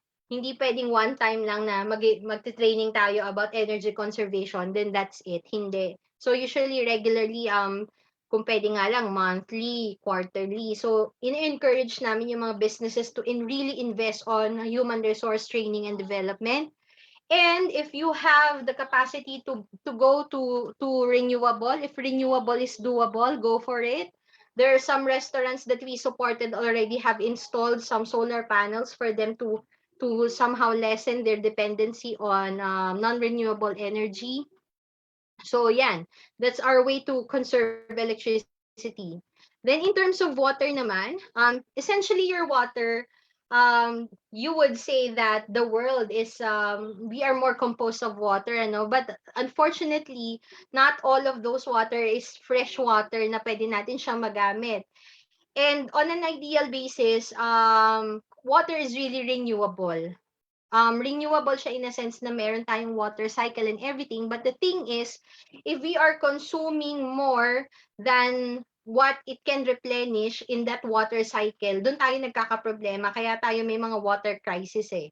And dito sa Manila, madalas natin siyang nararamdaman. I'm currently in Quezon City, by the way. So, mostly, pagka mga summer, alam na namin na may mga water interruptions and everything because of our scarcity of fresh water. So, number one nating gawin dyan is fix leaks. So, number one nating ini-encourage dyan. Kasi yung mga tulo na yan, alam nyo collectively, if you have like one hour of constantly na meron talagang tumutulo, talagang marami kayong maiipon na tubig, as in litro ng tubig ang nawawala sa inyo. We also encourage them to reuse your water for other purposes. For example, if you would need something for cleaning, yan, ginagamit na, tinuturo natin sa kanila yan. We also have mga facilities, mga flushless toilets. We encourage them also. Then we also encourage them to harvest rainwater. So dapat meron kayong system. Meron din kami mga partners who do this. Nag-rainwater harvesting sila. Then also conservation of general use of water. So for example, in restaurants, we discourage them to give water agad. So we ask them that all the condiments and all these water should be available only upon request. So it's good naman na halos lahat ng partners namin ginawa yon. And I believe na it helped them a lot. And use water efficient fixtures. So yan. So those are the things that we teach our partners in terms of energy conservation. The next one is in terms of the unnecessary plastics. We all know right now that safety is of utmost importance ngayon, most especially for food service establishments, ano. But the thing is, as WWF as an organization, our stand is to avoid unnecessary plastics. Meaning, if hindi mo talaga siya kailangan, mga single-use plastics na pwede naman natin siyang hindi gamitin.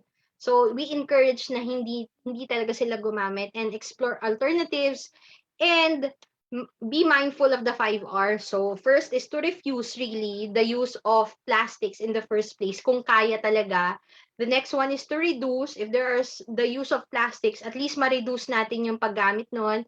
Reuse, repurpose, recycle. But again, unang-una naman talaga in all waste management system is to refuse or avoidance. So yun naman yung ating pinopromote for food service establishments. Then in terms of food waste, ito yung isa naming flagship program for the sustainable diner.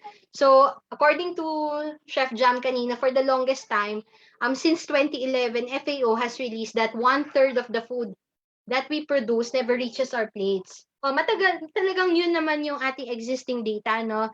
But we had a recent study in WWF UK wherein we found out that it's not actually 30% but 40% of food that we produce kasi hindi pa nasasama yung nasa farm. So yung pre-loss and during harvest, hindi kasi siya nasasama dun sa accounting. So when we included that, a total of 40% of food produced never reaches our plate. So it's more than 2 billion tons of food that is not reaching our plates, ano. And tama din si Chef Jam in saying that in a world that there are a lot of people who is hungry, there's really a disconnect for us to waste food versus those that cannot have anything on their plates. So here in Metro Manila, we are actually wasting 2,175 tons of food daily, on a daily basis. Ano lang to ha, Manila pa lang to. So imagine nyo pa yung iba nating mga waste from other places, ano. And every time we waste food kasi, it's not just the wasted food that is very very important, but also the other waste that we incur when wasting food. Hindi lang naman kasi yung food mismo yon. Meron dyan yung packaging, yung disposal cost, yung manpower, yung effort, yung time, yung energy na ginamit para makaproduce tayo ng food. So, ito yung mga underlying waste na tinatawag natin. So, the food waste itself is just the tip of the iceberg. But the rest, it's more than 10 times actually of the food waste the amount of the food waste that we waste or we throw away. And if food waste were a country, it's considered as the third largest emitter of your greenhouse gas. Ano? So when we talk about food waste, what we did as a project is we initiate a food waste management system to our partners. And when we pilot tested it to 2 hotels, we saw that in a span of 4 months of initiating this food waste management, we were able to reduce their food waste per cover by 10%. So 4 months lang yun ah. And in that 4 months, we collected around 100,000 kilos of food waste sa mga na pilot namin for this. So talagang nakakagulat, and marami kaming tinuro din sa kanila for them to reduce really their food waste, and yun nga, in that span na-reduce naman natin siya by 10%, and hopefully if they will continue to do it, so sana mas mapababa pa natin, ano. And I think the idea of having food waste kasi na parang linear system siya, na parang when you produce it, the end line would be waste disposal. Yun yung mahirap nating kalabanin, ano. That's why we are promoting circular economy. And how do we do that? So we have 3 tactics or 3 strategies, that is to prevent, donate, and divert. So in terms of prevention, marami kaming prevention methods na tinuturo for our partners. The first one is really to encourage them to buy mga ugly produce. Pag sinabi nating ugly produce, ito yung ating mga imperfectly looking fruits and vegetables that do not make or do not fit to their cosmetic standards, ano. Kasi itong mga ito, pag hindi sila nabili, they end up as food waste. So we encourage them to do that, and even in the household level. So wag lang pag nakita niyong pangit or hindi maganda yung color, may ganyan. Alam niyo, pag binalatan niyo rin yan, same lang din. They are just the same. They provide the nutrients that you need, and you have to give them a chance. Otherwise, talagang mag-end up sila in our trash bins kung hindi natin sila mabibili at mabubulok lang sila. And another thing, when you buy, we encourage our consumers also not to how do you say that, touch the produce so much, kasi masyado silang nabubruise and sila nalalamog, ano, kaya din hindi sila nabibili kasi yun nga, parang it's not something na gusto natin.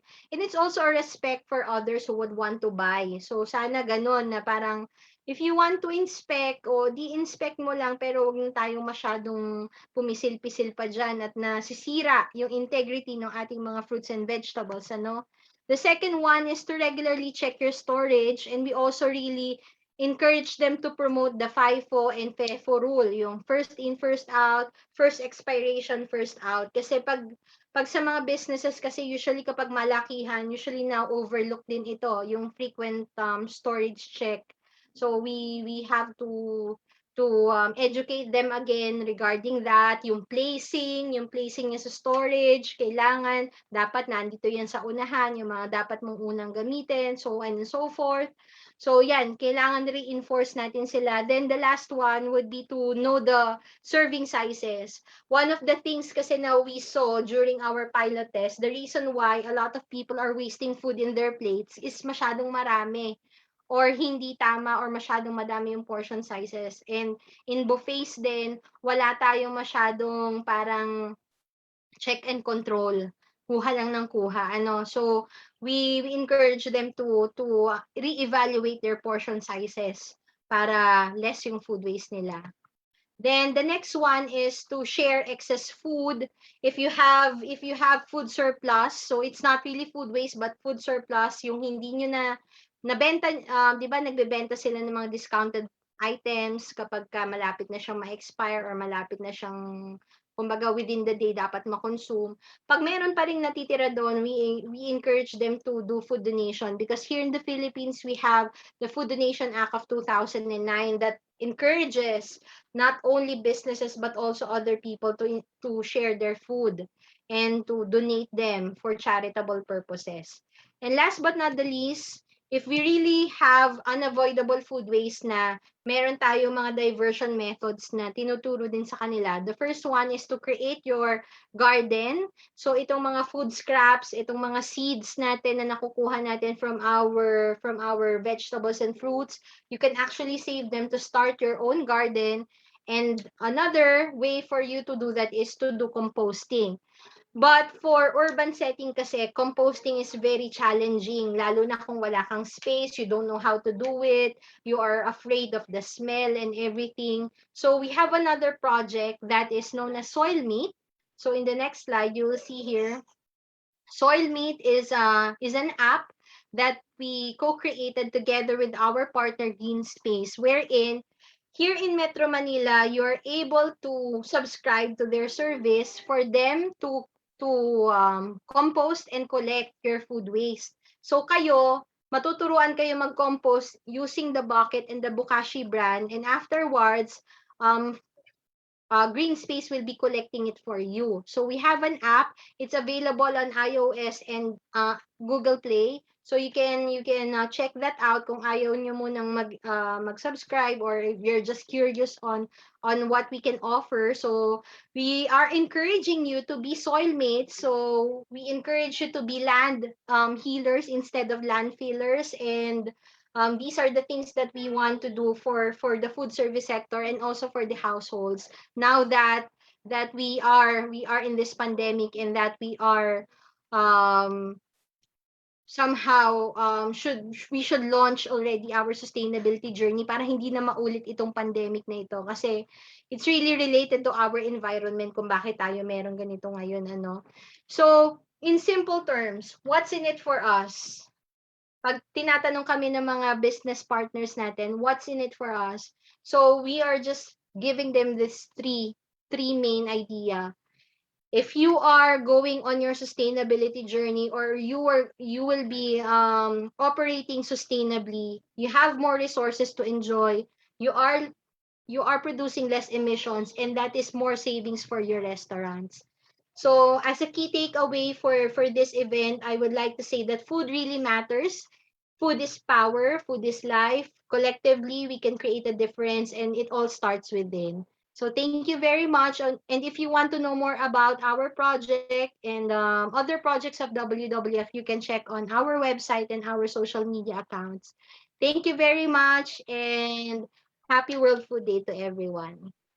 All right. Thank you so much, Melody. That was very comprehensive, inspiring, and thank you for all the tips that you have provided to all establishments that they are also into the same processes and programs. Indeed, there is still much to be done to achieve sustainability in dining. The fight against consumerism and unsustainable consumption continues. At sana marami pang mga ganitong scalable and replicable projects to promote sustainable dining across the country. Right, Hilary? Oh yeah, absolutely. There's so much things that we can do, and I think something that I took away from Melody's talk was that it's like the power of policy, and like how there's an act that will encourage people to donate their food waste, both establishments as well as ordinary consumers. But actually, since we've already talked about that, I was thinking.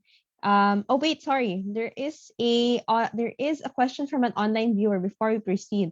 A question from Agatha Cabrera, Melody. Which particular businesses, restaurants has the Sustainable Diner project partnered with or worked so far? And how would it be possible to partner with famous fast food restaurants in our country in the future? I think that's a challenge to your team. Yes, oo. Actually, for in my previous slide, you can see here that we piloted in 3 cities. We piloted here in Quezon City, Tagaytay City, and Cebu City. It was really a challenge for us to have the big players in our project, but unfortunately, because of the time constraint and also the nature of the project kasi is on tourism. So they are more on the touristic restaurants ba. Whenever you go, for example, to Tagaytay, you will not be going to, for example, yung mga common fast foods, di ba? You would go to the restaurants that are really situated in Tagaytay, yung minsan mo lang makakain. So yun yung mga naging partners namin. So if you want to see the list of our partners, you may check our website para makita nyo kung sino yung nag-participate. Marami. We started with 28 partners, but because of pandemic and other challenges of the project, we have a total of 18 partners na nag-continue sa amin. And yun nga, we encourage you to slowly support them kasi talagang nahirapan talaga silang makabawi because of what happened in this pandemic. So yun, you can check your website, our website for the list of partners that we have. Thank you. Awesome. Thank you, Melody, and thank you for that question, Akata. So now, we'd like to move on and switch gears a bit and speak to somebody and to a group that really focuses on grassroots. So ordinary consumers, ordinary people in building better food systems. So we have some of our friends here from the Slow Food Sari-Sari initiative that creates a movement it's been creating rather a movement that supports community-based urban gardening, and they advocate for food justice. So I have our friends Carissa and Carla, and we want to know from them, what is Slow Food Sari-Sari? What is food today, food tomorrow? And how is all of this and all that you're doing advocating for the urban poor's right to safe and nutritious food, especially with the growing incidence of hunger and poverty during the pandemic? Thanks, Hilary. Ladies. Let me share my screen. Can you all see it? I can see it very well. Okay, great. Thanks, Hilary. I'm joined here today by Carla as well. She's actually a climate reality leader as well, but I think she got her training in Australia. But she's also a Pinoy climate reality leader. Hilary has also been collaborating with us at Slow Food Sari-Sari for a while. And we are, just like Jam, we're part of the Slow Food network. So I guess as a preface, first of all, to sharing what Slow Food Sari-Sari does, magkakwento lang ako basically. Magkakwento lang ako tungkol sa history namin, tungkol sa mga tao na tumutulong, na people who are really volunteers. And so I'll just take it away. Slow Food Sari-Sari is a coalition of small farmers, urban growers, community organizers, activists, and advocates for food justice and the urban poor, and young volunteers working together for solidarity and change. Myself, I am one of the volunteers. I work actually mainly on the communication side of things. So really, I'm here as a volunteer, as someone who is kind of part of that movement. I'm not a scientist, I'm not a chef, but I think this opportunity, being part of Slow Food Sari-Sari, has really been one of those platforms for solidarity and really understanding what's important about food in the context of the political and social landscape that we all operate in. And I wanted actually to start with a video that hopefully will just give context to who we are and why we emerged in course of starting with the pandemic and still continuing today. So hope you can hear everything.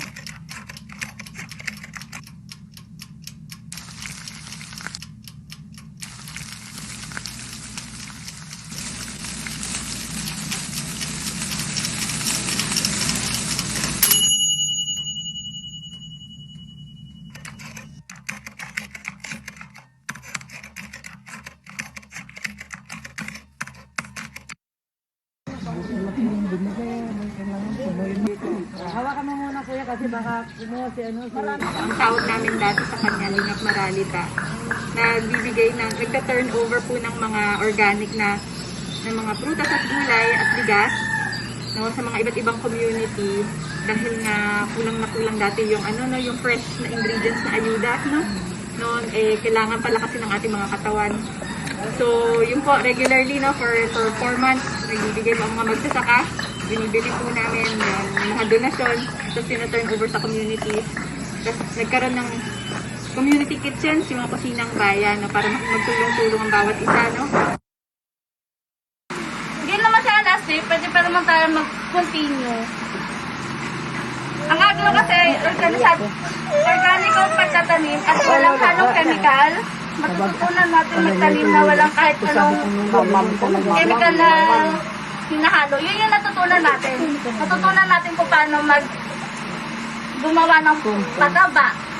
Natutunan natin yung hindi lang sa pagtinanim mo yan, ganyan lang yan. Natutunan natin kung paano siya alagaan. Mga tanim kasi natin noong time na yon, walang kuanong support na pataba, pero pala nabigyan kami. So nagkaroon kami ng malawakang idea na kaya pala na ma-improve ang mga gawain natin sa pagtatanim. Silang bayan kasi yung madaming nangyari. Sa Silang bayan kasi nag-start lahat. Nagkaroon ng circle of friends. Doon tumatag yung samahan namin. Doon lumawak yung pagkakaibigan namin. Na sa hirap ng buhay, natutunan namin manindigan. Na kahit walang-wala na hindi ka dapat lumugmok sa isang sulok lang. Dahil hanggat may araw may pag-asa. Tsaka sa hirap ng buhay, meron tayong stress reliever. Nakakatanggal siya ng stress talaga. Kahit sa akin. At tsaka malaking tulong ito sa atin lalo na sa hirap ng buhay. Ngayon na nagtataas ang mga bilihin. Wala ng pambili at dahil sa pandemic.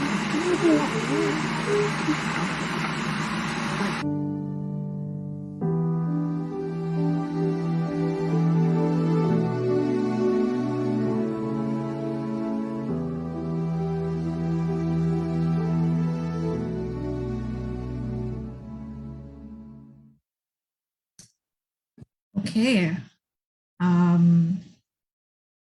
That is our story. Watching that video every time gets me, to be honest. It's really humbling to be able to work together, truly learn together with people who are experiencing dispossession, right? People who are experiencing hunger, disenfranchisement by the system. And I think we've heard so many, great insights from all of the previous speakers. And I think it was Jam who mentioned earlier that how do we simplify the conversation, or how do we also ground ourselves in the immediate need and the intrinsic rights that are things that we forget, things that we sometimes we forget, and other times we're able to come together in true social solidarity with one another, so that we're addressing needs and protecting and promoting the rights of people who have been systemically excluded from these kinds of conversations. Yung pangkaraniwang tao, but also people who might not be watching Facebook Live Facebook Live. or Yeah, thanks for that, Carla. And so, yun yung kwento namin. And Slow Food Sari-Sari, when it started, was initially a pandemic response to the immediate hunger needs that happened during the lockdown in around March to April 2020. And it started with the name of a program called Lingap Maralita. And from there, people just came together in this network of different friendships, different synergies across people. And we wanted to find a way to address those basic needs. And it was done and here are just some of the photos that you see now on the screen, where it started with the Kusinang Bayan, with the community kitchens. And now it has grown to a two-pronged initiative, one being the Food Today side, which is still the community kitchens donating and, or rather contributing the fresh organic produce sourced from smallholder farmers to urban poor communities in and around Metro Manila. And the other side of it, which is Food Tomorrow. And this is the community gardening side that you see in a few photos on this slide here. So this is our program. It's called Food Today, Food Tomorrow. And I guess this is one example now of a specific response, as climate reality leaders, as advocates, environmental activists, people who want to be engaged, who are listening to this broadcast right now. This is one way. It's not necessarily a new response, right? Because we had seen in the course of, over the years, especially for the pandemic, right? Many forms of support, many forms of help. But I think with us in Slow Food Sari-Sari, the difference lies in that idea that you saw at the beginning of the slide, which was building collective and really understanding the systems of power in place that are, I guess, disenfranchising, dispossessing a lot of people. And so the Food Tomorrow part of it, actually, interestingly enough, it emerged as an idea together with the community that we're working with the pilot side. And we're constantly learning together with them on this. So I don't know, Carla, if you wanted to say more about it. They wanted a way, like they wanted to participate. So they were the ones who asked, like, how, like, they wanted to participate in how the food was produced. So the initiative was to actually teach them how to grow their own food. And given yung sinabi kanina ni Chef Jam na it's everybody's right to have good, clean, and fair food. This, and like the simplest question na parang how do you address hunger for these people, hindi lang siya yung question kasi every time, I mean on a daily basis, they also worry kailan kami mapapaalis sa kung nasaan kami.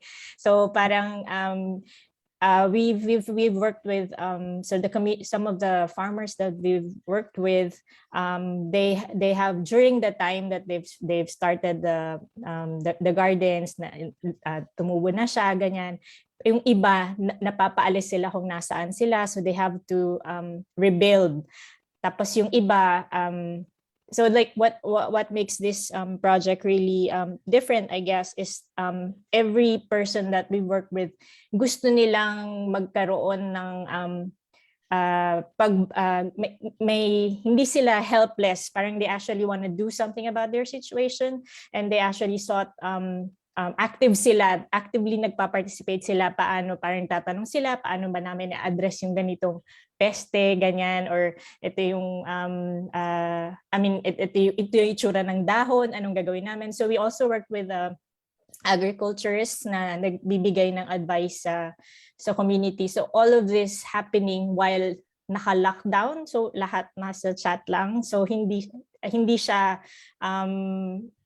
usual way of collaborating, mas challenging siya na in a sense parang sabi nga ni si Joy yung nasa video na parang na-build yung friendships nila as a community, mas naisip na yung coming together, parang na-realize nila na hindi sila nag-iisa in a sense, ganyan.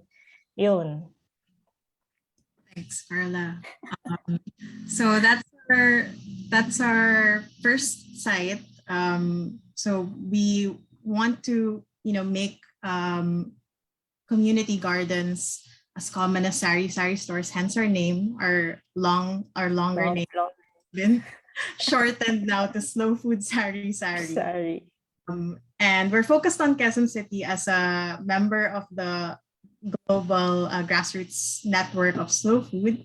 And we started, as Carla had shared and as you saw in the video, in Payatas, and we're working together with Pinagkaisang Lakas ng Mamamayan Payatas chapter, or PLM, to run this kind of two-pronged program of Food Today, Food Tomorrow.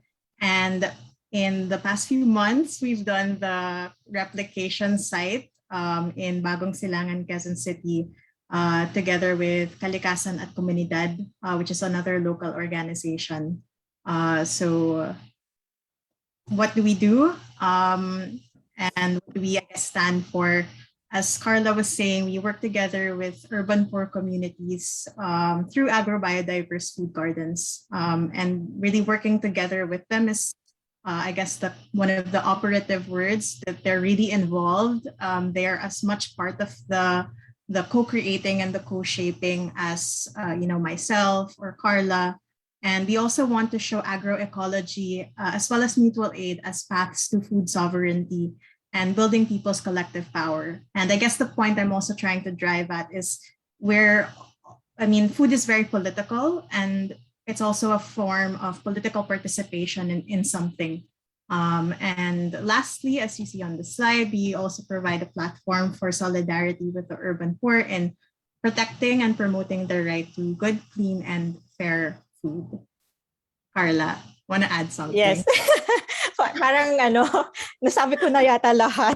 Pero yun, consumers, we believe that consumers can be co-producers. Like we don't, I think it was also Chef Jam, so na parang what's the role you play in the food chain.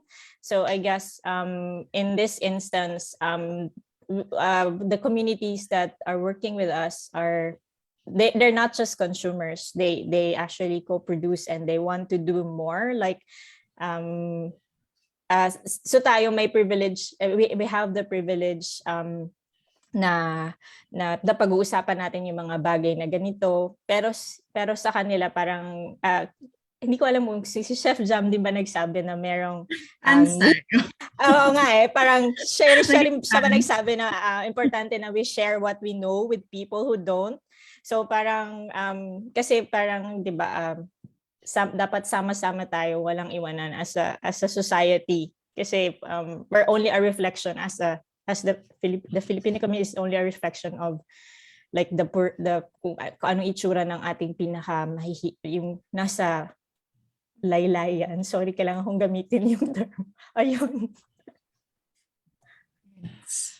So how do we do this?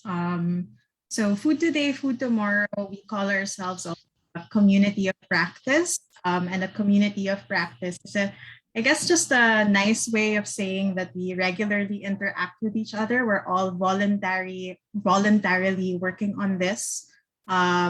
There's no forcing anyone. We're very organized. Everyone has a role to play when it comes to the mobilizers on the ground, to the communications, to the fundraising, to the operations, of course. And we do it through, I guess, a training program. So the Food Today, Food Tomorrow part of it is kind of like a training program in a couple of modules, as you can see on the screen. The first is an introduction to agroecology, which is it's an applied science, it's an applied practice, but really it's bringing a more political and a social-political understanding to the agroecological farming that's needed, and kind of localizing that in an urban setting. The second module is on soil health. the third module is on seed saving, and the fourth module is on healthy cooking, which Carla is actually one of the lead instructors for that training video. And I'm also sharing this because it's publicly available. You can go to the website that you see on the screen, foodtodayfoodtomorrow.org. Our amazing, I don't know, like amazing idol, Mabi David. So Mabi David wrote the Community of Practice Toolkit for anyone to start their own community food gardens, particularly community food gardens that are in solidarity with urban poor communities, with people who might also be experiencing vilification and so on. So I'm gonna cut off that thought so I don't I don't go further. But anything you wanted to add, Carla? I think you've covered most of what's yeah. So why is it important to do community?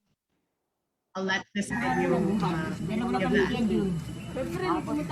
Kaya, meron tayong youth. Yan yung kasama ko ng youth. Ito na po. Dinadaan sa pagpupulong yung decision making. Di, siyempre, iba yung kapangyarihan ng maraming nagdidesisyon kaysa sa isa lang. Kasi pag isa lang yung nagdidesisyon, di magiging malabnaw yung pagkilos ng mga kasama. Kasi parang ay sila yung nasusunod. Unlike na pinag-uusapan niya ang gusto ng lahat, masigasig kikilos yung lahat.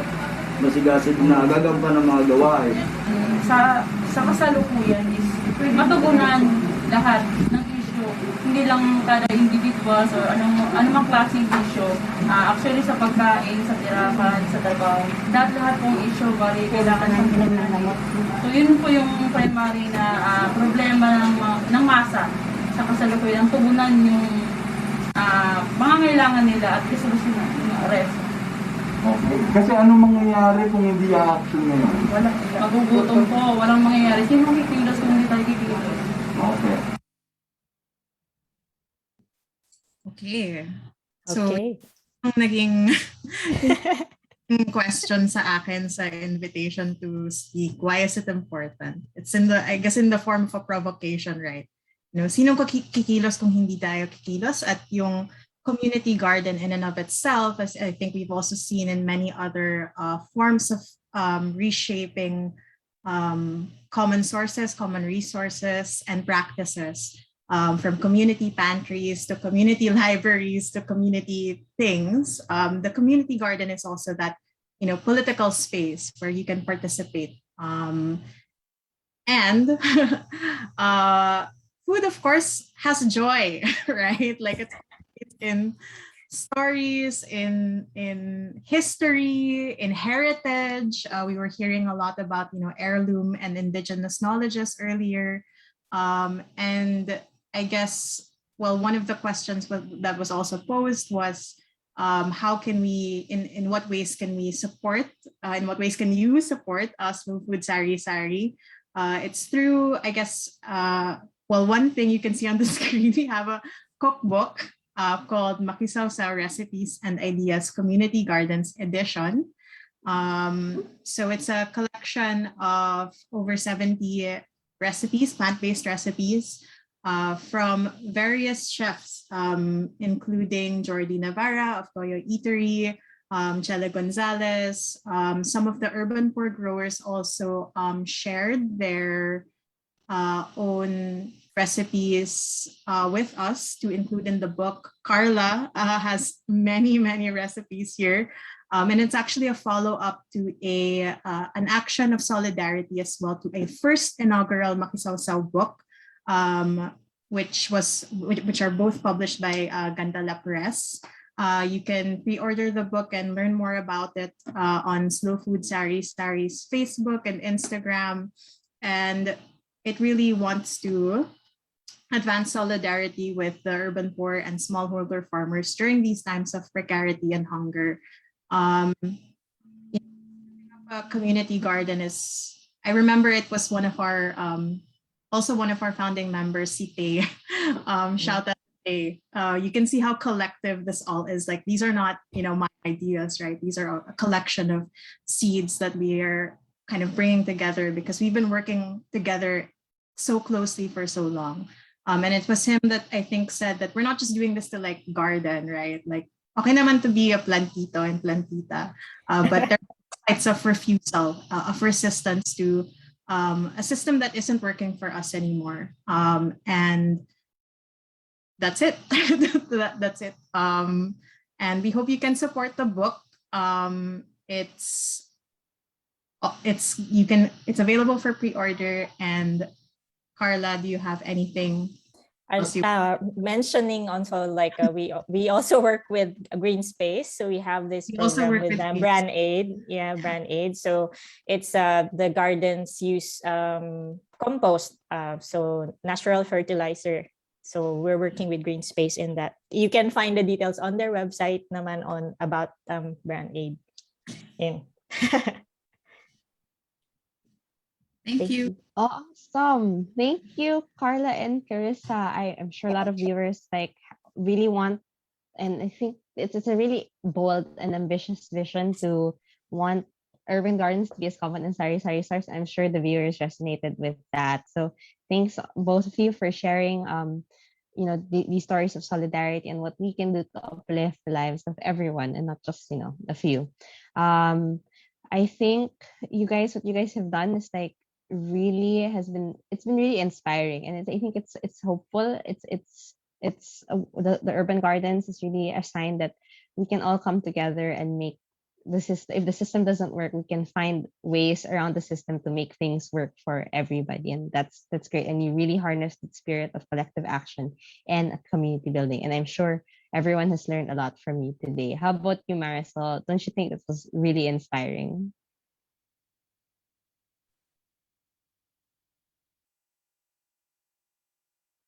Marisol? I think you might be on mute. Ayan, there we go. But Marisol, I can't hear you. Sorry. I'm sorry. Ayan, very good. Okay. I'm sorry, maybe because of the internet connection. But anyway, I'm back, no? I agree, we learned a lot, and I know our viewers as well learned a lot. And we just like to shout out some of our Facebook viewers, all members and officers from Virgin Delas, Flores High School, medyo madami daw sila. Marlo Esteta here from Iloilo Province. Hello po sa inyong lahat. Salvacion Celes Espino from Lambunaw, Iloilo.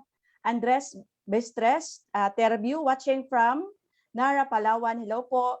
Don Squina Vitoy, watching from Albuquerque, Bohol. Hello sa inyo din ha. We have from a student from Central Mindanao University to K. Nandun din si Tison Flaridel Jr. D, watching from Colegio San Agustin, Bacolod. Angelo Benedict Ragonian from Mariano Marcos State University from Ilocos Norte. Hello din kay Justice Casinilio, Southern Leyte State University. Froilan Sampaga, Nicolas City ng San Fernando, Pampanga, and Miss Bianca Sarivia. At sa lahat na nanonood ngayon that we might have missed of shouting out your names, salamat po for joining us today. Back to you, Hilary. Yeah, we're actually a bit over time. It's already yes 12 minutes past what time we said we fit. So that's all the time we have for today. And we've covered a lot, and we have a lot to speak about on this topic. So I hope for everyone watching, the conversation does not end here. I invite you that this will be just a start of the conversations that you might have with yourself, your friends, your communities, and everyone else. So one thing for sure, though, I think we all realize through this talk that individual action and systemic changes really are very important if we are to transform and advance our sustainable food system, consumption, and production within the Philippines, and in lessening the carbon footprint of the food sector. To conclude this episode, I'd like to ask maybe the guests one more question. And actually, no, not just the guests, but Marisol, if I can ask, like, what do you think? What is your vision of a low carbon food sector in the Philippines? If I may ask. Oh, yeah, I really want to have I share the same vision, Hilary. Okay, so it's all my prayer, and it's also our hope for everyone, really to lower the carbon uh, emission for the Philippines, and for a healthier people and healthier planet. Okay. Awesome. Yes. Then, Now, oh, sorry, go ahead. yes. Okay. So Okay. let's now get the final words from our guest. Absolutely. Sheila, what's your vision for a low carbon food sector? And maybe what's one action viewers can do to achieve this vision of that you have in mind? I would really say that, when it comes to the environment, we cannot really like delineate one thing from another. Everything is interconnected, as our other speakers have shown today. So I would say that we really have to see the connections of how our choices, especially in food, are affecting everything else. And if we see that connection, as a vegan, I would say our connection to animals and our connection to, them as sentient beings, if we really stop, and realize and stop eating them, we will just be amazed of all of the benefits that it gives to us. Not just our personal health, but the health of the planet.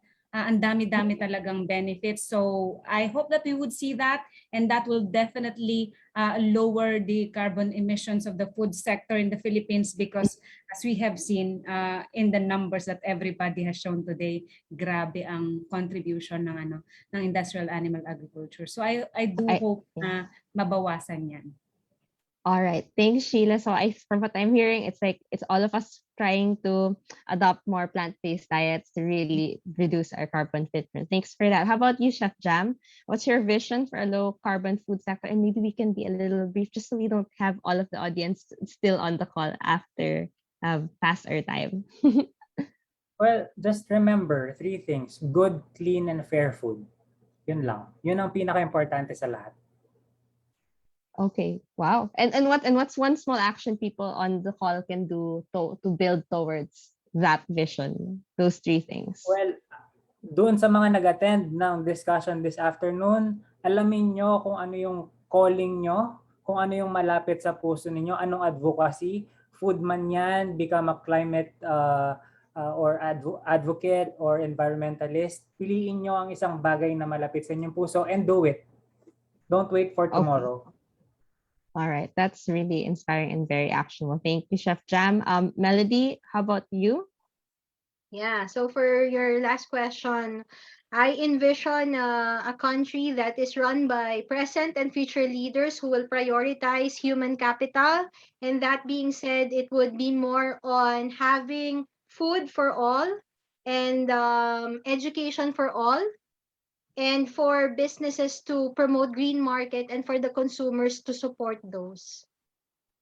Awesome. Thanks so much, Melody. And lastly, from Carissa and Carla, what's your vision for low carbon food sector in the Philippines, and what's one action the viewers tuning in can do to help achieve this? Carissa, you can go first. Sure. So I guess my vision for a low carbon food sector is an agroecological one, one that also isn't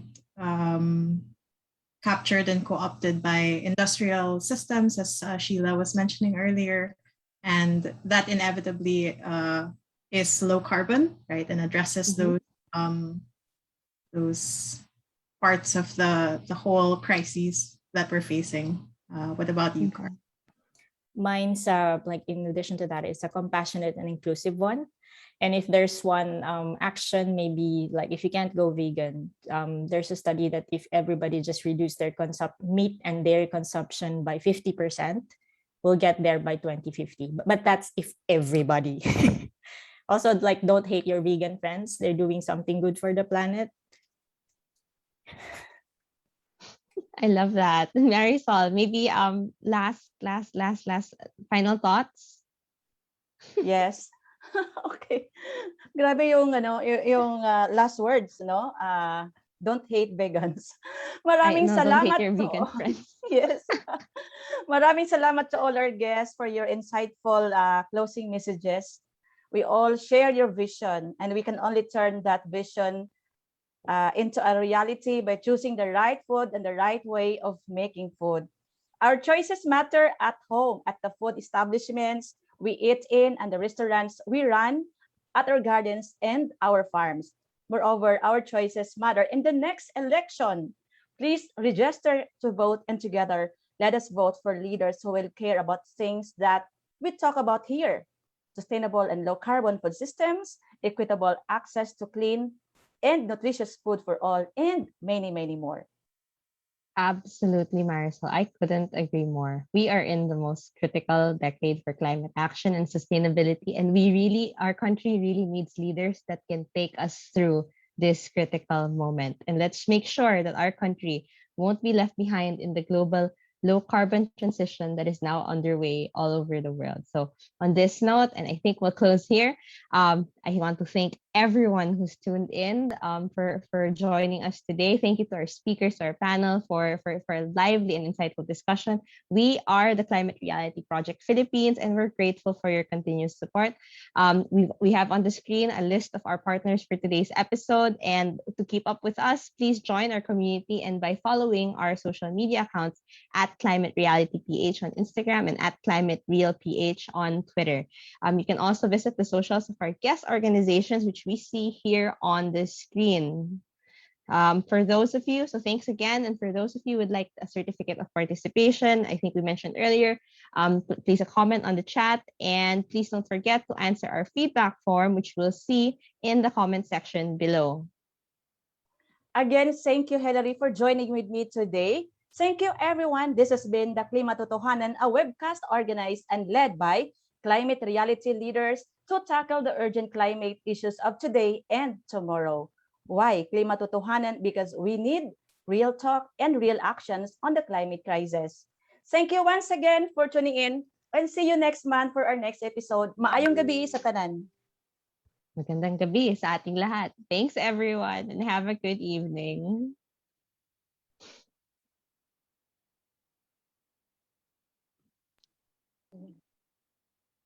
Hilary,